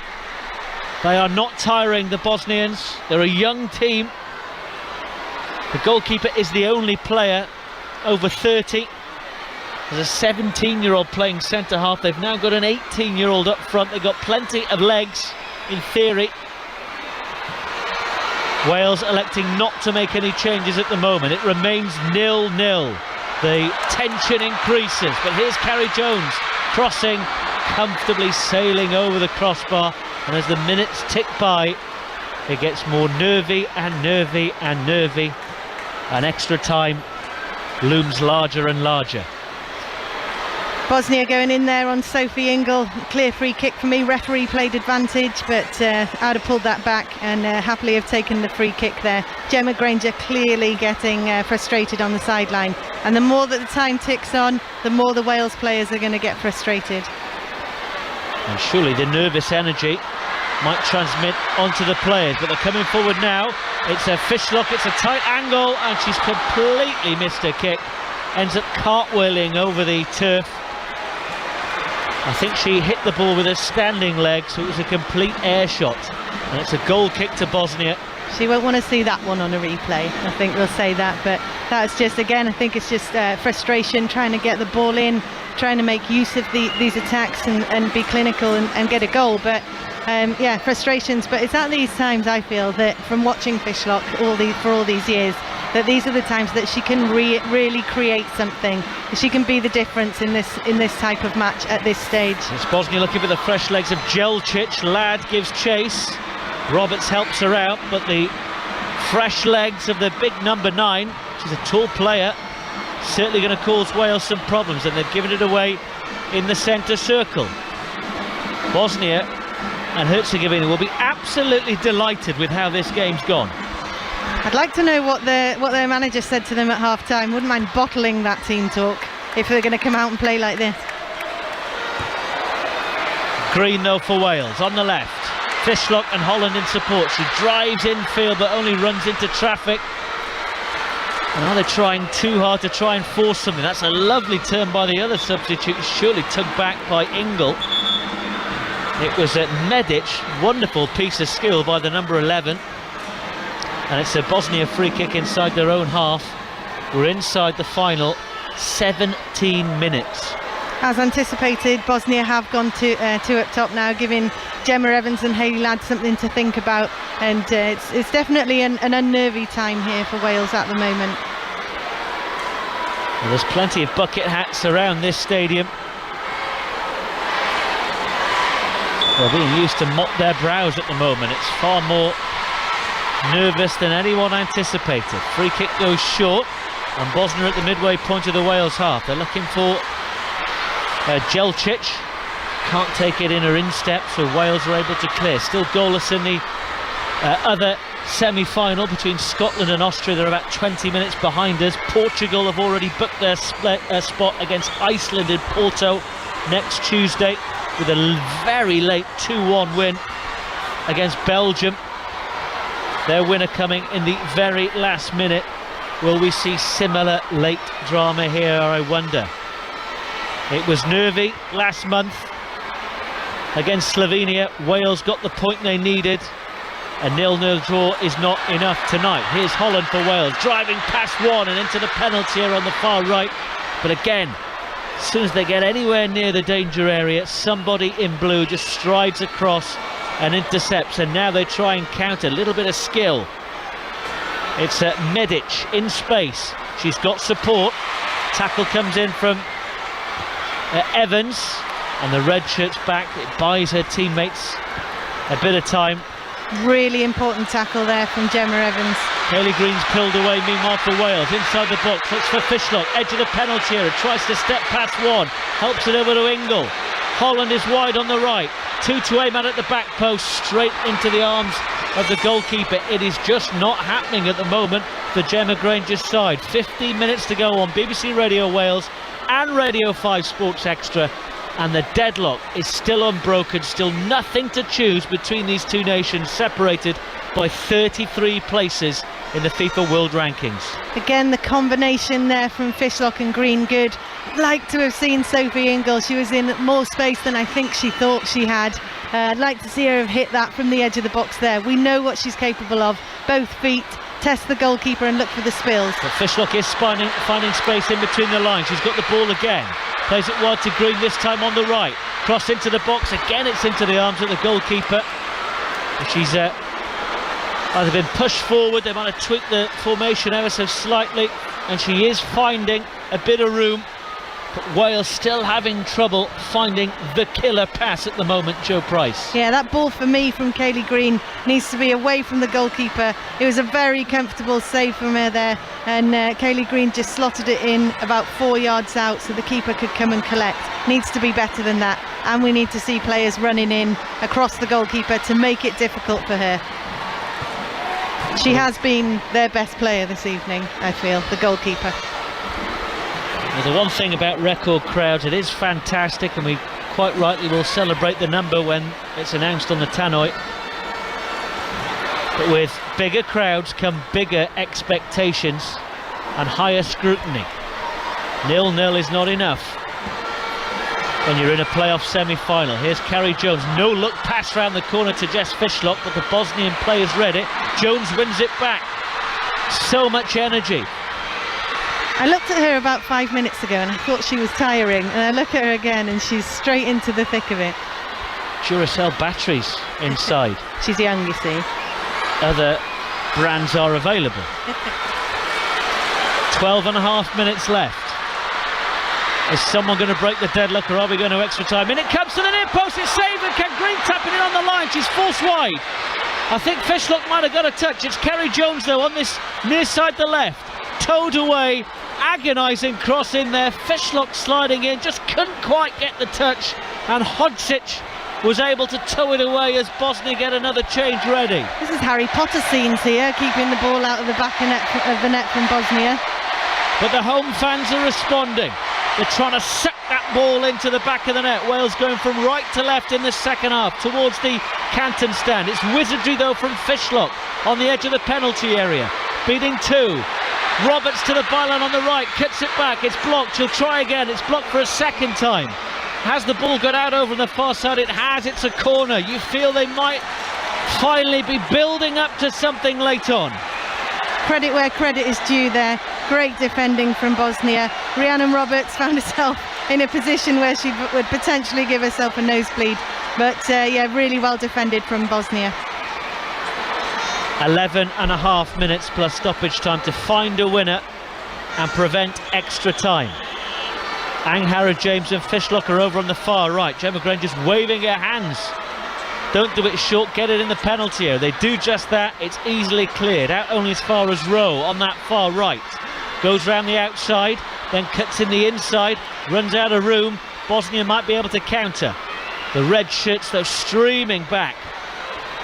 Any numerical advantage is gone, but Bosnia are still in possession. Roberts goes tumbling on the halfway line, and the referee's going to give a foul for that. And now they're going to bring in Ina Tazlidze, and Wales are going to bring on Fionn Morgan for the final 11 minutes. It's a good job that there was a foul called there on Rhiannon Roberts, because if there wasn't, Wales would have been in all sorts of trouble on the left-hand side. Gemma Granger often leaves her substitutes till very, very late. Trying to think who she might bring off here. I thought that Kerry Holland has looked a little bit tired at times, but like I said, I think they look tired, and then there's a burst of energy. Could possibly be Kayleigh Green, but we know what Fionn Morgan offers. She's very direct, she's pacey, and we see her week in, week out for Bristol doing her thing. Do we need some fresh legs for the last big push with exactly 10 minutes remaining? Here come the changes then. The yellow shirted officials have stopped the board. It's Carrie Jones who comes off for Fionn Morgan.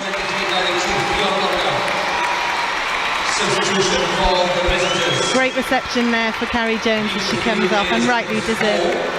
And the Bosnian change is the fullback Gloria Slikovic, and Ina Tazlidze of Frankfurt, the German-born player, 21 years old, is on the field for Bosnia and Herzegovina, who are upsetting the apple cart here. 63rd in the world, not supposed to even be here, and they're 10 minutes away from taking Wales to extra time.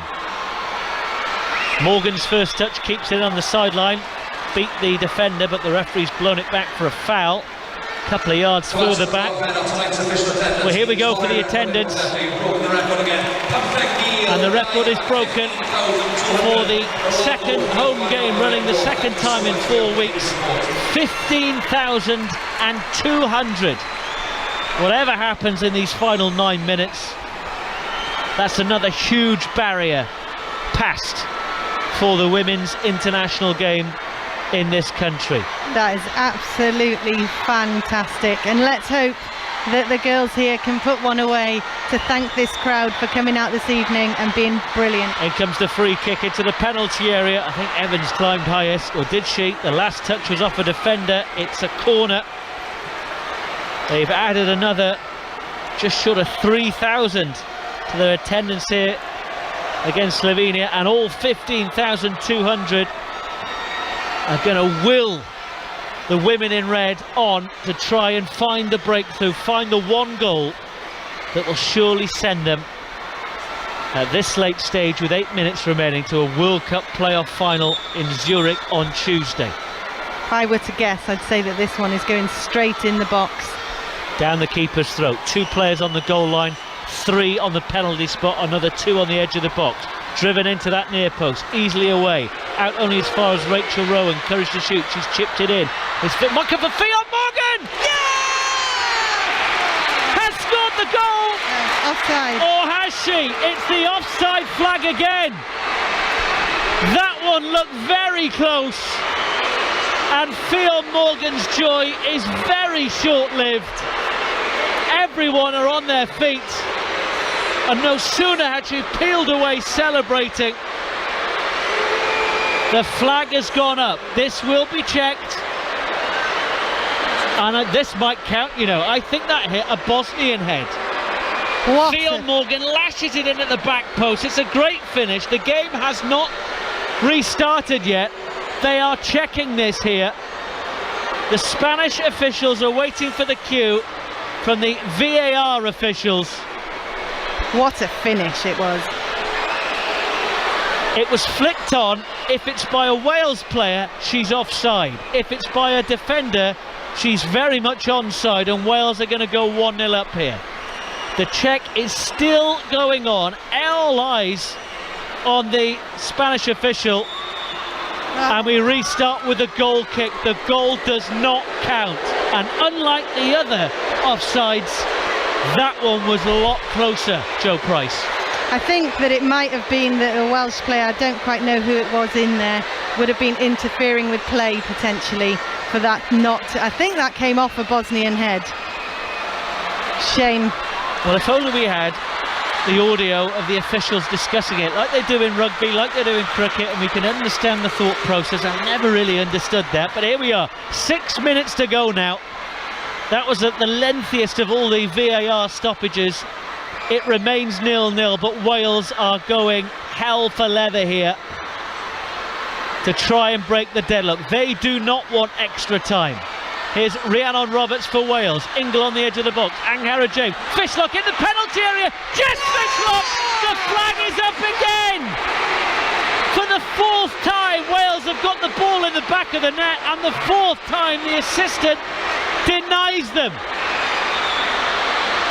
There's a Bosnian player down in all this hullabaloo, but Gemma Granger and the Wales coaching staff are getting a bit testy here, and she does look offside, to be fair to the officials. If this game was won on offsides, it would have been over a long time ago. And we asked Gemma Granger yesterday about VAR. She said it was a great thing. I just wonder, had we not had VAR and that sort of backup, if you like, whether one of those offsides might have been given, Wales might be 1-0 up. Well, in all fairness, the assistant referee has given every one of them offside, so I don't think there's any. Oh, just looking back at that. It's a Bosnian head, isn't it? That's a goal. The only question is, when the Bosnian defender, who is Marija Milinkovic, when she heads the ball, Gemma Evans is clearly in an offside position. Is she deemed to be interfering in the eye line of the goalkeeper. That's the only thing I can think of, Joe Price. I think so. That was my initial thought. I think that would be why it would be ruled out, especially with VAR as well. They would have checked it. Like I said, great finish from Fionn Morgan there, having just come on. She's definitely hungry to score a goal. Well, we'll bring you the thoughts of Gemma Granger, hopefully before 10 o'clock in the late show with Hilary Shaw. We don't know how long the action is going to continue because we are 3.5 minutes away from extra time. Or are we? Because it's Bosnia on the counter-attack. Fine challenge in midfield. Jelčić moves it wide to the far left. The cross, there's nobody in blue in there. They're dropping further and further back to try and force extra time. Can Wales find a way through? Wales finishing this second half like they finished the first half. They're in possession and in the Bosnia half. It's still 0-0, by the way, between Scotland and Austria. They've got about 20 minutes left. We have got 3 minutes left. Rachel Rowe looking for a pass on this left, which is nowhere near Kerry Holland. A real scowl from Gemma Granger down there. Well, how are your nerves here on BBC Radio Wales? We thank you for joining us at home or in the car or wherever it is you're taking us with you. We're on the BBC Sounds app and digital television and Radio 5 Sport Extra. 2.5 minutes to go. We could be set for an extra 30 minutes and maybe even penalties. Hasan Bengovic has got some defending to do and does it really well under pressure from Kayleigh Green. Yeah. It's a goal kick, but make no doubt about it, Joe, Bosnia are playing for extra time now. Yeah, I think so. They're not looking to score right now because once they have the ball in the Wales half, they drop off. But just going back to that challenge there, really, really well done by Hasan Bengovic. Correct me if I'm wrong there, Mark. But yeah, really well done there. Showed her strength throughout this game. And she is one of the few survivors from the last meeting between these two sides. 1-0 in Swansea 4 years ago. And the goal scorer's on the ball now. Kayleigh Green on the left. She's going to get a corner. Final 90 seconds. Wales' 7th corner of the game. Can they make one of these count? A raise in the noise levels. This record crowd are responding. The corner's taken short. They find Rachel Rowe on the edge of the box. Maybe another blockbuster from her. It's pinball inside that penalty area. Comes out to Kerry Holland, who swings a boot at it. But Bosnia will get the ball away. It's the substitutes, Jelčić, who's driving up to the halfway line. Kerry Holland across with the interception. Hasan Bengovic now drifting towards her own goal line. A rather tired clearance. Fishlock jumps in and is fouled. Wales players are finding more and more energy, and they've got a free kick right level with the edge of the Bosnian penalty here on the near left side. The dying moments here on BBC Radio Wales, Radio 5 Sport Extra.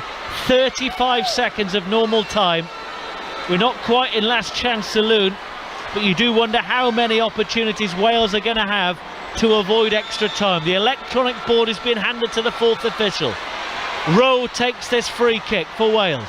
All the red shirts forward. It's headed down into the penalty area. It dribbles behind. It's a goal kick. And the fourth official's big moment is coming. Yeah, heading there towards Gemma Evans, a player that you would want to see on the end of that. But for me, she has to just guide that back into the danger zone. Like you said, pinball, football in there. 4 minutes of added time. We'll either have somebody celebrating in 4 minutes, or we're going to have another half an hour at least. There must be a winner tonight. Switzerland must be watching on, thoroughly enjoying this. Both teams tiring each other out ahead of that playoff final in Zurich on Tuesday. It's a loose pass from Fionn Morgan. It's a Bosnian throw. And they will just eke out the seconds now, get to full time, get a breather, and go again in extra time. It is World Cup playoff semi-final football, knockout football for the first time for these two nations. red against blue, who will be celebrating? Will anyone be celebrating in the next 3 minutes? Throw to Wales. We hope that it'll be Wales. But yeah, this is the discussion that we had before the game in terms of Bosnia. Will they be easy to beat? No, they won't be easy to beat. And Rachel Rose shaking her head there, trying to play the ball into the channel and to Kerry Holland there. Just a bit of tired legs potentially. But you think if we do go into extra time, Wales again looking on top at the moment, but they have to be able to maintain that. It's this type of pressure environment that Wales have yearned to be part of. And if they do make it to the finals, every game will be like this. As Hayley Ladd has the ball, chased by the Bosnia and Herzegovina striker. It's drilled long wide to the right. Fionn Morgan sets up on the run, puts on the afterburners, and it needs the defender to come across the centre half. She flew past the fullback. Bosnia have the ball, they hit the deck, it's a free kick, and we're 2 minutes away from the full-time whistle, and Gemma Granger has to start thinking about what she's going to be saying. Bosnian player stays down. It's Zarina Piskic. Really well done by Fionn Morgan there in attacking play. She got the ball out of her feet, used her pace, which makes me question at times, Mark, that throughout this campaign why Gemma Granger hasn't used her substitutes more, and Fionn Morgan, the quality that she shows coming on. Well, Bosnia are defying all these statistics. They haven't beaten a side ranked above them for 8 years. They are very much in this arm wrestle. And Wales have got themselves a free kick over on the far right side. And this may well be the last chance, because we're into the final minute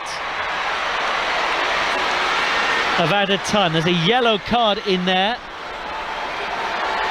If there were a roof on this stadium and Wales scored now, it would 100% blow the roof off. Gavrich was booked on that occasion. This could be the last attack of the 90. It's got to be a good delivery in here from Anhara James, in between the space between. Everyone's on the edge of the penalty. It's floated in. So many heads are underneath it. It dribbles out to this near left side. Wales keep it alive. Fishlock, the defender slides in. It'll be a corner. They're not done yet. 15 seconds on my watch left of the 4 added minutes. What's the official pointing to here? Balls on the pitch. We've got 2 balls on the pitch. Surely Wales can score one of them. We're in added time, at the end of added time. If they are going to clinch their place in the final, this will be some way to do it. Anhara James from the near left will take it with the right boot. Can she find a red shirt in there? The keeper comes and punches, and it was going through the air. You weren't sure whether she had it. And there is the final whistle, and there's a sort of muted celebration from the Bosnia and Herzegovina bench. They have taken Wales to an extra 30 minutes. We may still have penalties. How are your nerves? Because it's going to be a long night at the Cardiff City Stadium. We must find a winner. We still don't know who's going to be going to Zurich at the end of 90 minutes. It is Wales 0, Bosnia and Herzegovina 0. Well, when you've waited this long to try and get to a World Cup, what's another half an hour? Because that's exactly what Gemma Granger's side will have to go through if they are to progress from this World Cup playoff semi-final. Wales 0, Bosnia 0, but for a lines person's flag, it could have been very, very different. From Wales international Joe Price, I think you were saying in commentary, 3 out of the 4 decisions very much on the money. The assistant referee got the decisions right. Talk me through Fionn Morgan's, because it looked to have come off a Bosnian player. It did, yeah. Originally it came off Rhiannon Roberts' bun, her top bun, onto a Bosnian player, but for me, the only reason that I can see that was ruled out would have been that I think it was Gemma Evans in front of the goalkeeper there, blocking her vision and interfering with play. But I tell you, if the assistant referee had £1 for every time she raised her flag this evening, she wouldn't have to work again. But not quite true, but she's done her job. So it's not the first phase of play when the ball initially comes in, it's just the fact that Gemma Evans, by challenging for that header, is interfering with play and therefore offside. Yes. Yeah, that's my understanding of it anyway, and it's just a shame. And on other occasions that would go in Wales's favour. It just seems like tonight that nothing is going in Wales's favour. Is that right though, Joe, or is it the fact that our Wales lacking a bit of quality when it matters? Have they become frustrated? Because it's no secret that Bosnia are going to sit in here and put bodies in the way. They're the underdogs. We saw them celebrating at 90 minutes. Yeah, indeed, and I think it's a combination, if I'm honest. I think at times Wales have tried to force the ball centrally up to Kayleigh Green or in wide areas. Through the large majority of this campaign, we have had success in playing in wide areas and the ball coming from wide areas. But at times, I think, as we spoke about at half-time, it's just lacking a bit of patience, potentially. But when you do get to the final 4 minutes, it is just a case of trying to throw the ball forward. But I do feel like Wales have finished on top there, and what we would like to see is that they carry that momentum straight into the first period of extra time, because that wasn't the case at the beginning of the half, coming into the second half. We are with you here on BBC Radio Wales Sport, live from the Cardiff City Stadium. We will be with you until 10 o'clock. We will not be going anywhere. We will see this through to its conclusion. 30 minutes of extra time. The Bosnian players emerge from the huddle with a roar of defiance. They've done so all night. They've frustrated Wales, as has that offside flag. Can they put it right? We will find out. Portugal have beaten Belgium. They are through to their playoff final against Iceland on Tuesday. It is goalless with about 10 minutes to play between Scotland and Austria. The winner will go on to play Ireland on Tuesday. The winner here will play Switzerland. Wales could be that close to the World Cup. They've got a job to do. Can they find a breakthrough? Let's find out. We're underway in extra time. Wales restart the game, going from left to right in this first period of extra time. 15 minutes each way, once more in their red shirts, white shorts and red socks. It's Bosnia with the first attack. They're once more all in blue. The ball hit the referee there. She should have stopped the game immediately, now eventually does. No changes to either side, but interestingly, I thought, in that little break that we had, all the Wales players in a huge huddle, all the Bosnian players were flat on their backs, having their legs massaged, shaken, every trick needed to get rid of any lactic acid. I think that's the benefit of the large majority of the Wales players being fully professional, is that I feel like we are a fitter side, and I feel that, you know, by having a large majority of them professional, that's something that they're doing day in, day out, and are a better team for it. That's the voice of the former Wales goalkeeper Joe Price on the edge of our seats here on BBC Radio Wales. Into extra time. Ingle finds Morgan. She's onside here in the penalty area. Cuts it across. Might come for Holland, who shoots deflected. It's behind for a corner. First chance of extra time, 90 seconds in. And Wales continue now to hammer at the door. Again, another chance gone by there. Fionn Morgan, for me, I think she should have shot and looked for the ricochet off the goalkeeper there. Decided to play it square. And a strike from Kerry Holland. Wales players claiming for a handball. I think it came off her thigh, and it's the corner for Wales. I want to get a moment. I'll remind you of the Wales team. It's a Wales corner. Referee's not happy with how it's been placed and taken. So Sullivan in goal, Roberts, Ladd, Evans and Rowe, Ingle, James and Fishlock, Holland, Kayleigh Green, and now Fionn Morgan is the only Wales substitute who's been introduced. Second time of asking. Anghara James curls in this corner from the far left to the near post, straight out of play. And that scowl that you gave her there, Jill Price, rather sums it up.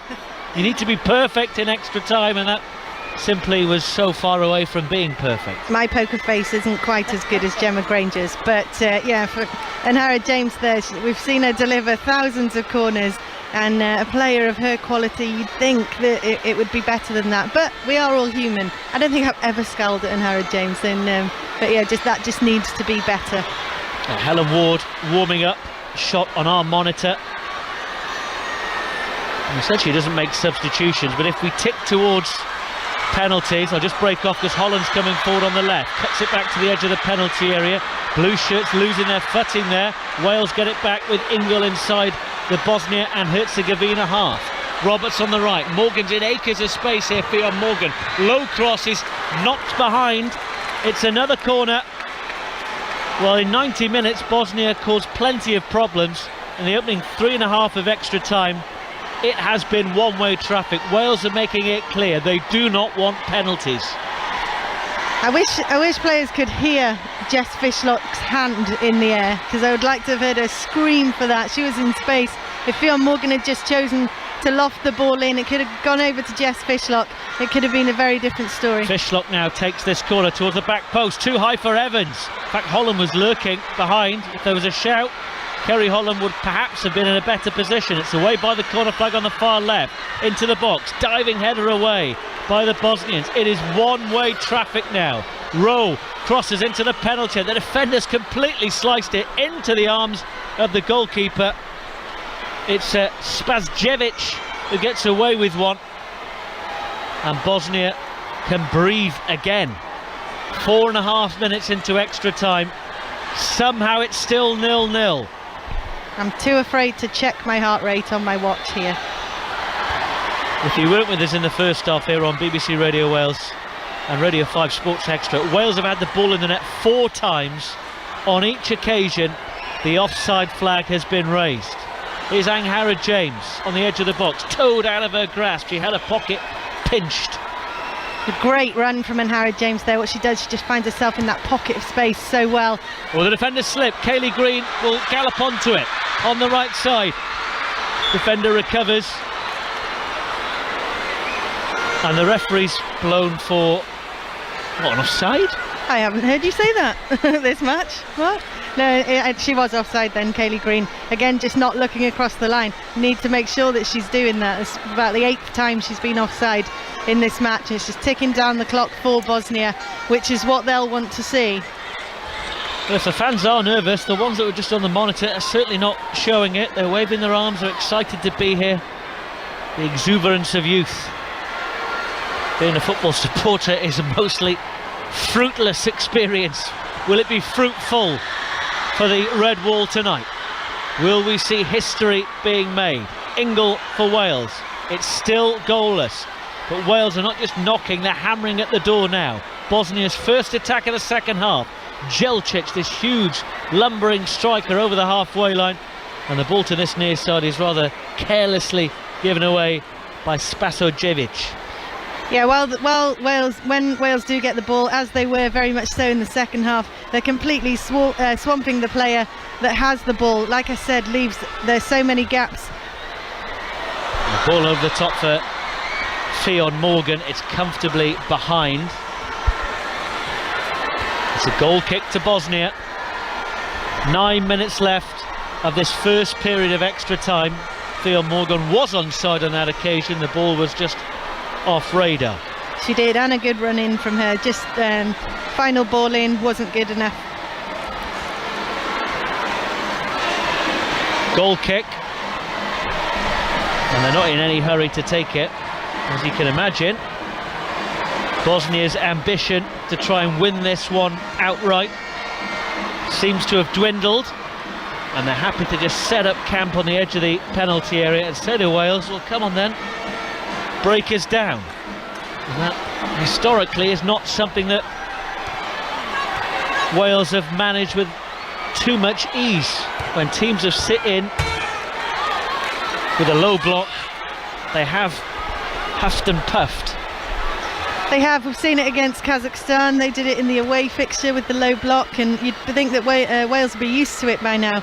But I'm still hopeful that they'll score here, finding pockets in between. And but Ingles playing further forward. Thought she was going to get in the air. That's a completely sliced clearance. Went completely opposite direction to the defender. Sort of cut you off there, Joe. You were saying? That's okay. This is the approach that we thought that Bosnia would take at the start of the game. Everybody was talking about it. Low block, hard to break down.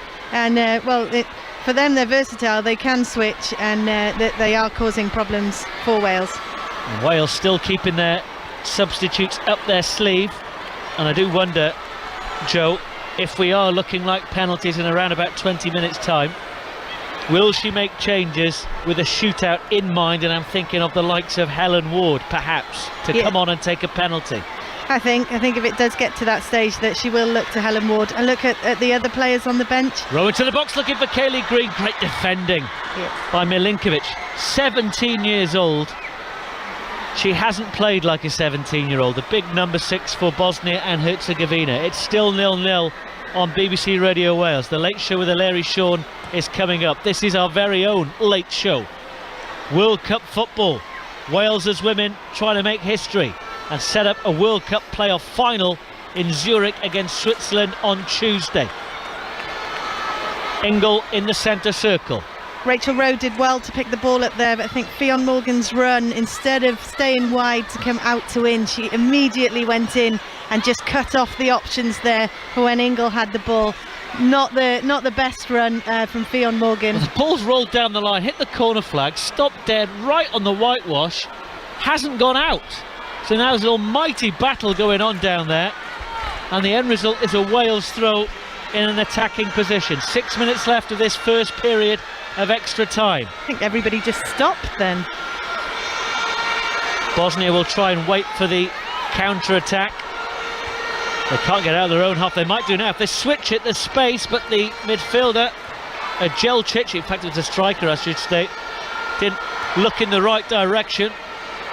The red Wales shirts going from left to right swallow it up as the floodlights shine brightly at the Cardiff City Stadium. Here is Morgan, jet heel down this near touchline. The defender is equal to it, Andrea Garvic.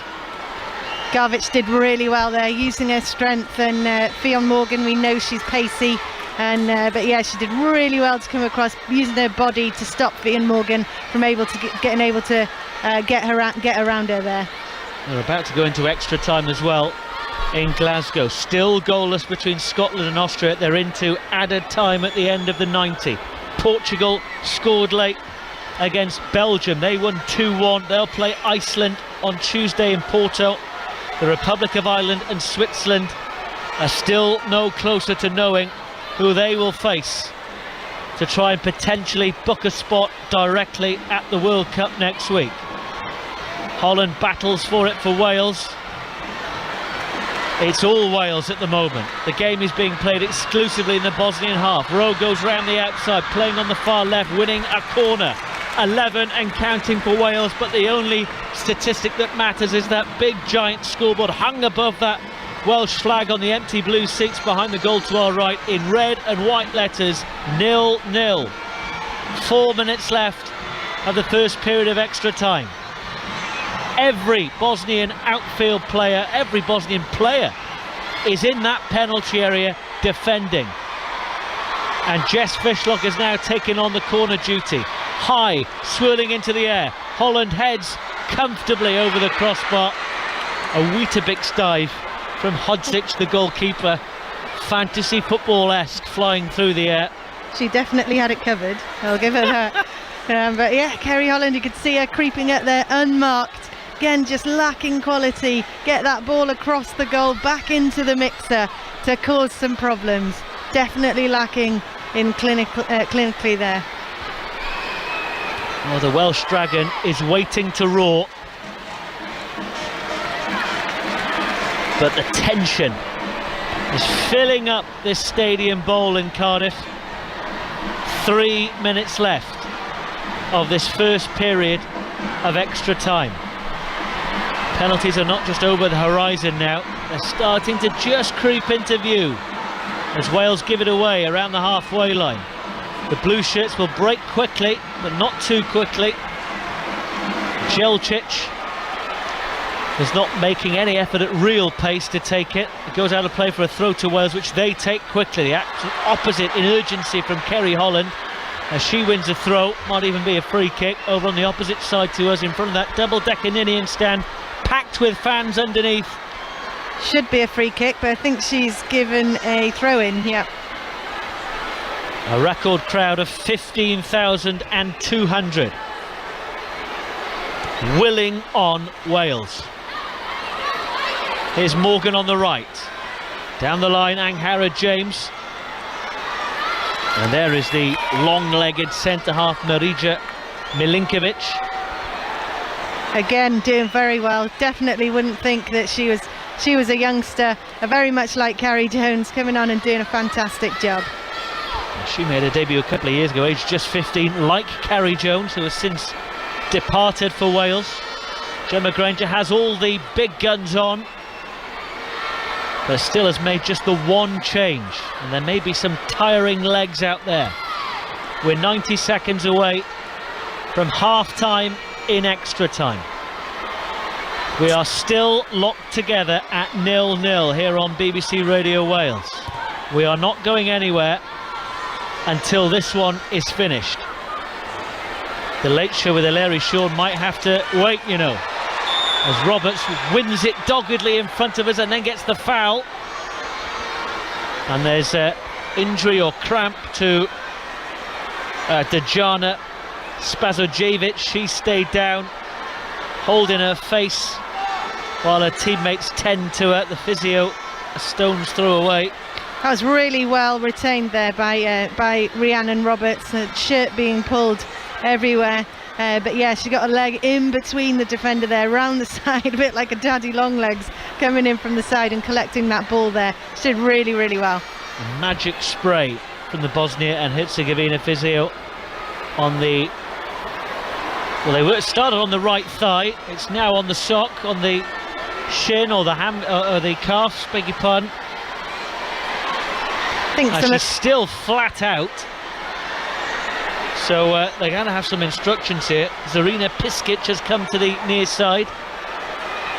And they're calling for the stretcher here. Yeah, I don't think that she'll be continuing. If she does get up and continue, and she definitely needs an award for that performance. Well, Andrea Grebinar is waiting to come on. We have 6 medics in the big red coats.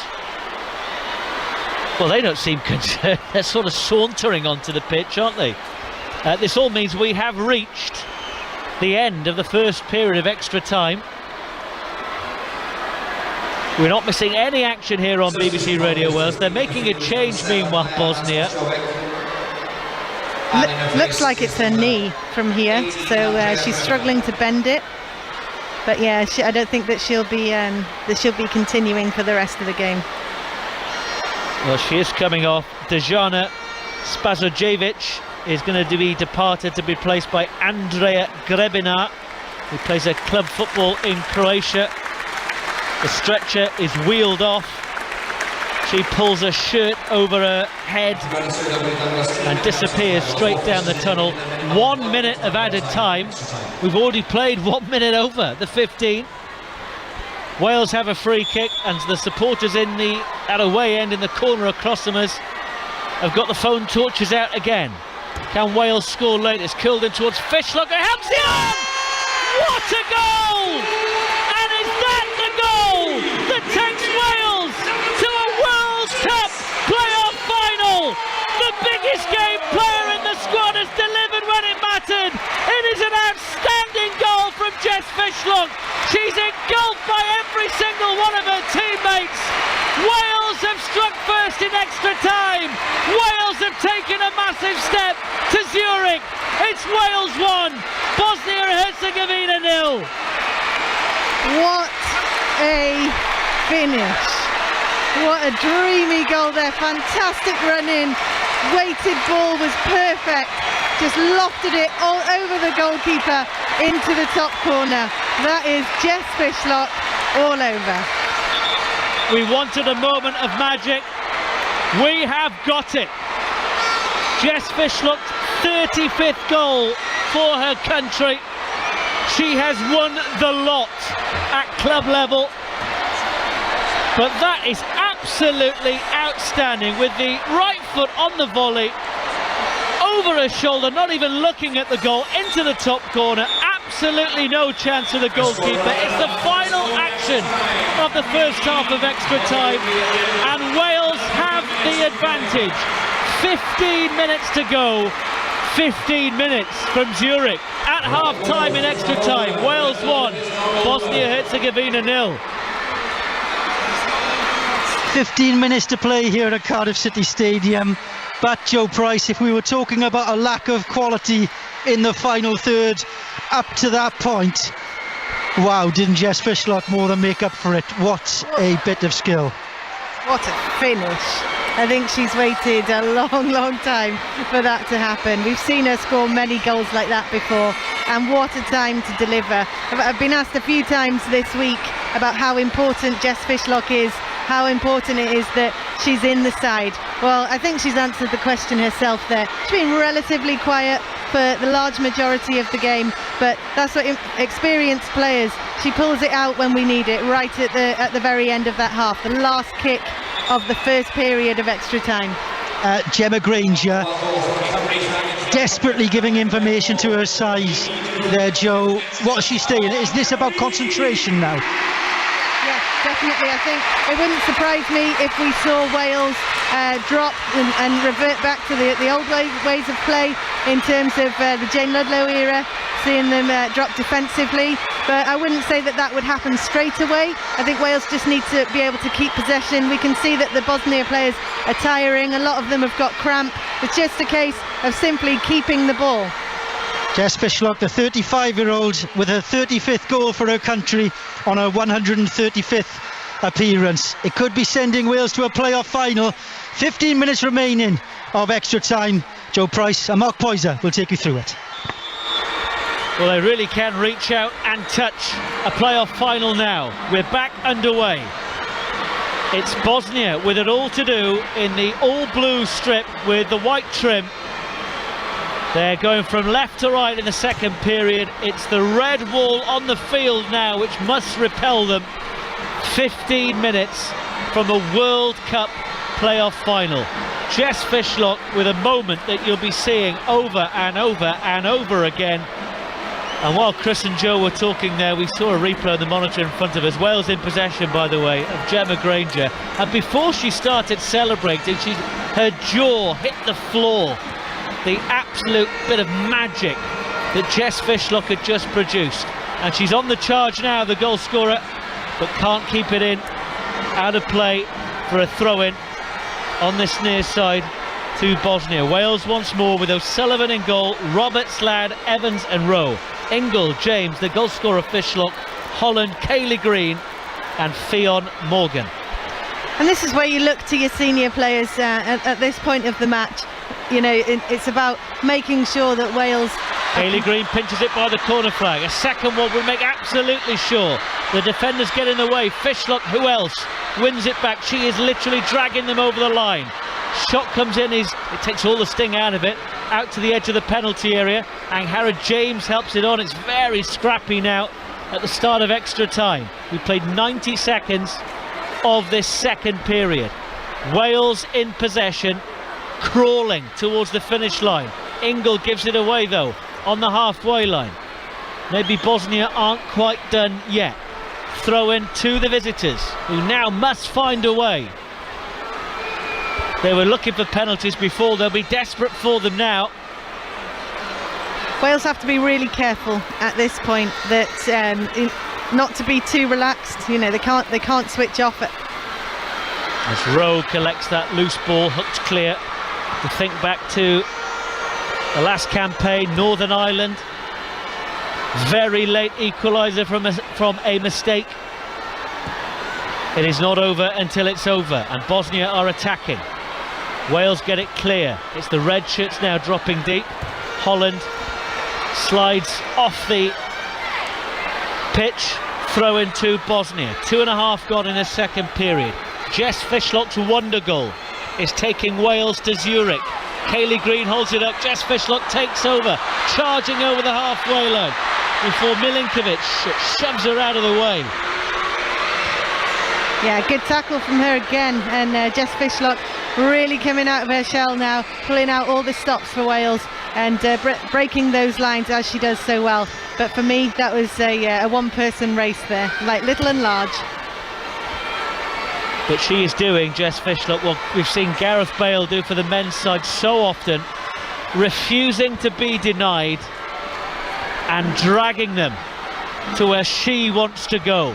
It's the only thing missing in her career, a place at a major tournament, and she is playing like a woman possessed. She is. What we can see from the Bosnian side here is Hasan Begovic. She's actually gone up front. Bosnia are now playing 3 up top. They've gone for the big gun up front, but again, it leaves some gaps up front for will there be Wales. space for Holland down the other end? She's curling it towards goal. Well watched all the way by the goalkeeper. We're in for a late finish here on BBC Radio Wales and Radio 5 Sport Extra. The late show with Larry Shawn is coming up at 10 o'clock. Wales have another 11 minutes to wait. As it stands, they will go through to the World Cup playoff final, and we will be following them to Zurich to face Switzerland on Tuesday. 6 o'clock kickoff UK time for that one. There's still work to do here though. The red shirts in possession. They'll be the team who will try and see the game out. Anghara James for Wales. Morgan's wide on the right to the edge of the box. They're still committing players forward.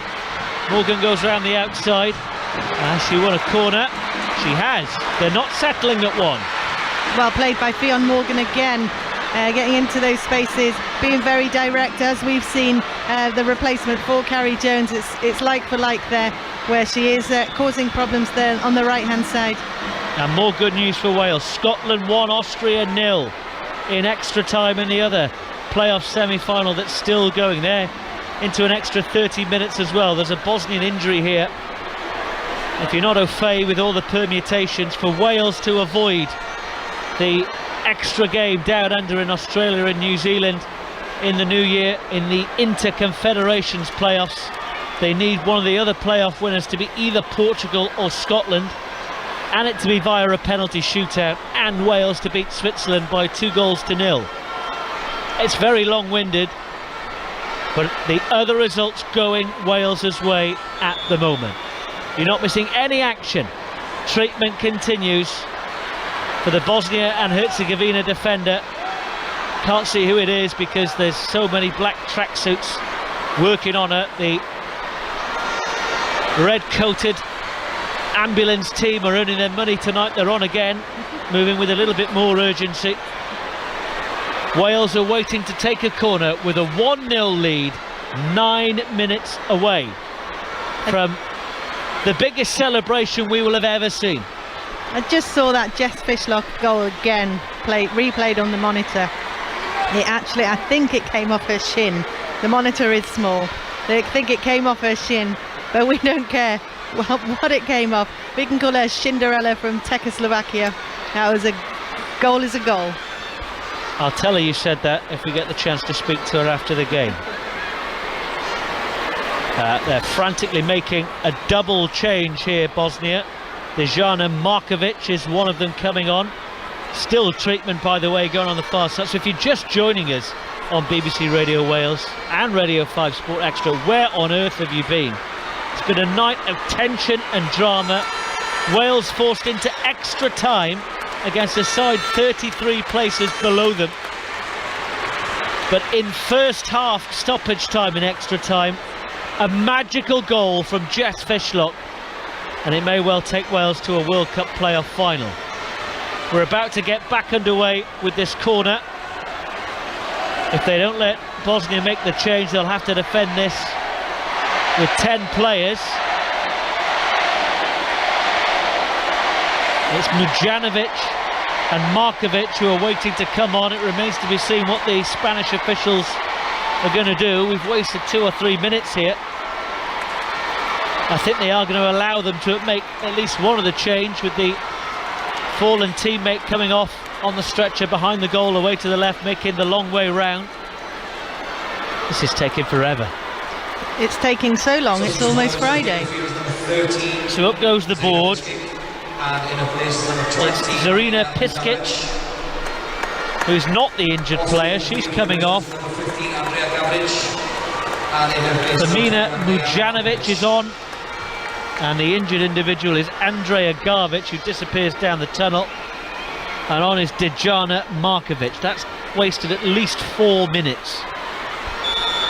We're going to be earning our money tonight, overtime, at the Cardiff City Stadium here on BBC Radio Wales and Radio 5 Sports Extra. In comes the Wales corner, eventually headed away. It'll be collected by James. Wide to Fishlock, with that moment of magic, curls in what she hoped would be a dangerous ball. That one not quite so on the money. Behind for a goal kick, and Helen Ward is coming on for Wales. Another good substitution here, and this will be for experience as well. And you think she's a calming influence. She'll make sure that she slows the game down, keeps the ball, she'll hold it up. But like I said, experience coming on the field, being able to manage these minutes, these last minutes in the game. But Kayleigh Green, meanwhile, has got a chance for Wales towards the back post. She just ran out of legs, really, as the ball ricocheted to her. Fishlock is getting quicker and quicker. Where's she finding these energy levels from? The tackles are flying in. Ingle and Holland sliding in, desperate to win the ball back on the halfway line. There's Bosnia who play it wide to the left, out of play, and now they'll make the change. It's amazing what you find in the tank. Well, this ovation should be something now. Jess Fishlock is coming off. A moment, if it stays at 1-0, will go down in Welsh football folklore. Probably the greatest goal she will ever score. And as it stands, it's put Wales in the World Cup playoff final. Jess Fishlock comes off, Helen Ward comes on. We see one great coming off for another great coming on. And Jess Fishlock, she's definitely done her job this evening, but Helen Ward will be going on there full of instruction from Gemma Granger. You talk just long enough for me to have a big gulp of water. The voice is struggling. It's been a long night. But Wales are eking closer and closer as Bosnia hack it forward. No one's there. Rachel Rowe underneath it. And Hayley Ladd finds Roberts inside her own half over on the far right. They're looking for Helen Ward. I thought you said she was going to try and hold the ball up. They're asking it to run down the channels. They've got a throw out of it. She won't thank them for that. Into the feet with the fox in the box. Turn and shoot. Let's have her get our second. 4 minutes left plus stoppage time, of which there will be at least 3 or 4 minutes. Imagine all those years ago when we only had 200 fans in here. What were the rest of these 15,000 fans doing? Well, those numbers are going to only grow and grow. Throw-ins taken to Ward, who does hold it up inside that penalty area for. She's outnumbered. The clearance is only as far as Roberts on the far right. Gets it back from Anghara James. Digs out the cross. It's deflected. It's a Wales corner. All the play is in the right area of the field, right by the Bosnian penalty area, and Anghara James waves her arms up and down, wants more noise, and the fans respond. I've seen the same guy in the crowd a few times, beating his chest, making sure that he's making all the noise he possibly can. Corner's taken short. Ward to Anghara James into the box. It's pinball. Morgan gets a shot away. Comes out to Evans. Ingle with a chance to shoot. Tries to clip it in. Still the Bosnian bodies are in the way. Wales are looking for a second. Wide to Ward. Toes it to the far right. Low boss. Morgan's in there. The defender gets there first. Morgan's battling for it again. Bosnia hack it away. They are hanging on here, Bosnia and Herzegovina, for dear life, keeping themselves in the game just about. 2.5 minutes left of extra time plus stoppage time. Wales want the second that will remove any doubt. Good ball in there, good choice of delivery from Helen Ward across the floor. Unfortunately, Fionn Morgan couldn't quite nick that one with her toe, but good choice of play. Helen Ward's out-muscled the defender. Got past one, but not past the other. It's a corner to Wales. They're setting up camp in that Bosnian penalty area as the seconds tick away. The blue shirts just can't get out of their own half, let alone try and force an equaliser to take us to penalties. It's a dramatic night here on BBC Radio Wales and Radio 5 Sports Extra. Wales are preparing another change. Megan Wynne coming on. Helen Ward from that short corner holds it up by the corner flag. They're rolling all over each other on the floor. The end result is a Bosnian clearance, and Wales will just pick it up and tighten their grip on the game, tightening the vice as they look for Ward. Wriggles past one by the corner flag again, out of play for a throw-in, and here comes Megan Wynne with time rapidly escaping us here. I imagine Kerry Holland might come off here for Megan Wynne. Kerry Holland's put in a great shift, hasn't stopped running the entire game, and done really well this evening. Well, still the change yet to be made, and the ball is in the arms of the Bosnian goalkeeper Hodzic, who's made some really good saves. Wales have had the ball in the net 4 times, ruled out each time for offside before Fishlock's moment of magic. Here's Kayleigh Green, who scored one of those disallowed goals. Wales in possession, leading 1-0. All eyes on the 4th official for this substitution and the extra time. Helen Ward trying to get to that ball first. Now, the offside flag did go up, and there's a Wales player down here. 2 players clattered. First of all, Kayleigh Green, and then Kerry Holland. And yeah, it was a knock to the hip there. She just fell awkwardly, I think. But you can see the frustration now in the Bosnian players that they are having to put these challenges in. And actually, that was a really good passage of play from Wales there. We are best when we're playing our 1-2 touch football. And you think there's got to be some tired legs out there. It's Kayleigh Green off for Megan Wynne. 3 minutes of added time. 3 minutes from a World Cup playoff final.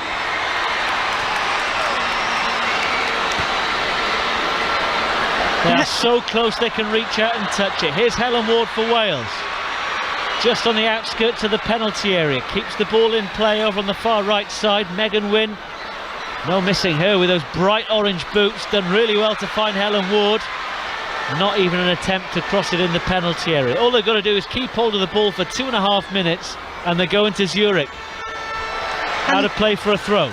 Megan Wynne will be one of the last players that the Bosnian side would want to see coming on now. They've got heavy legs, they're tired, and she's like a Duracell bunny up and down that wing. She does not stop running, and she's got fast feet as well. She'll cause some problems in there on the right hand side. But yeah, like we said, Wales, all they have to do is keep the ball. 1 minute of the 3 to be added has gone. Bosnia have not had a sniff after half time. Jess Fishlock is the headline grabber. But as long as it's 1-0, there is still a chance, and they have the ball on the halfway line now for pretty much the first time in the second half of extra time. They've only found the forehead of Rhiannon Roberts. They've got it again though. Solid header from Rhiannon Roberts there, as you'd expect, her bread and butter.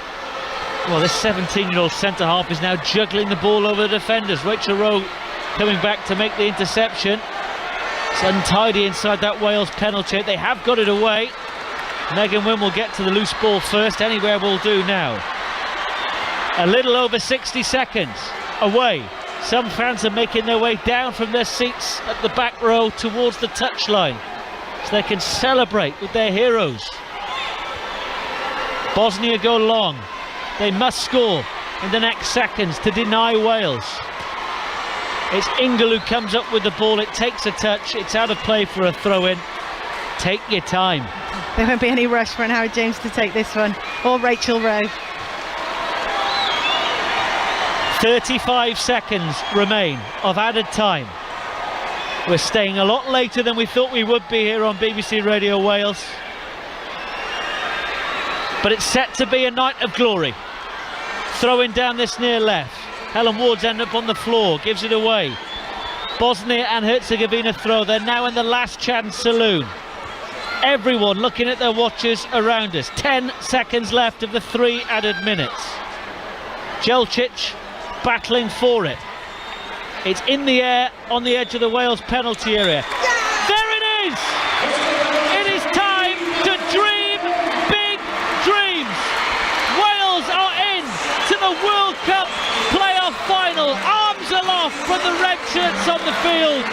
Little in the way of emotion from Gemma Granger. It is only part 1 of the job done, but there are huge smiles on the Wales faces. Everyone up on their feet, waving their flags, beating their hands together. We really are in uncharted territory. We've never seen anything like this before, so drink it in. Wales are going to Zurich.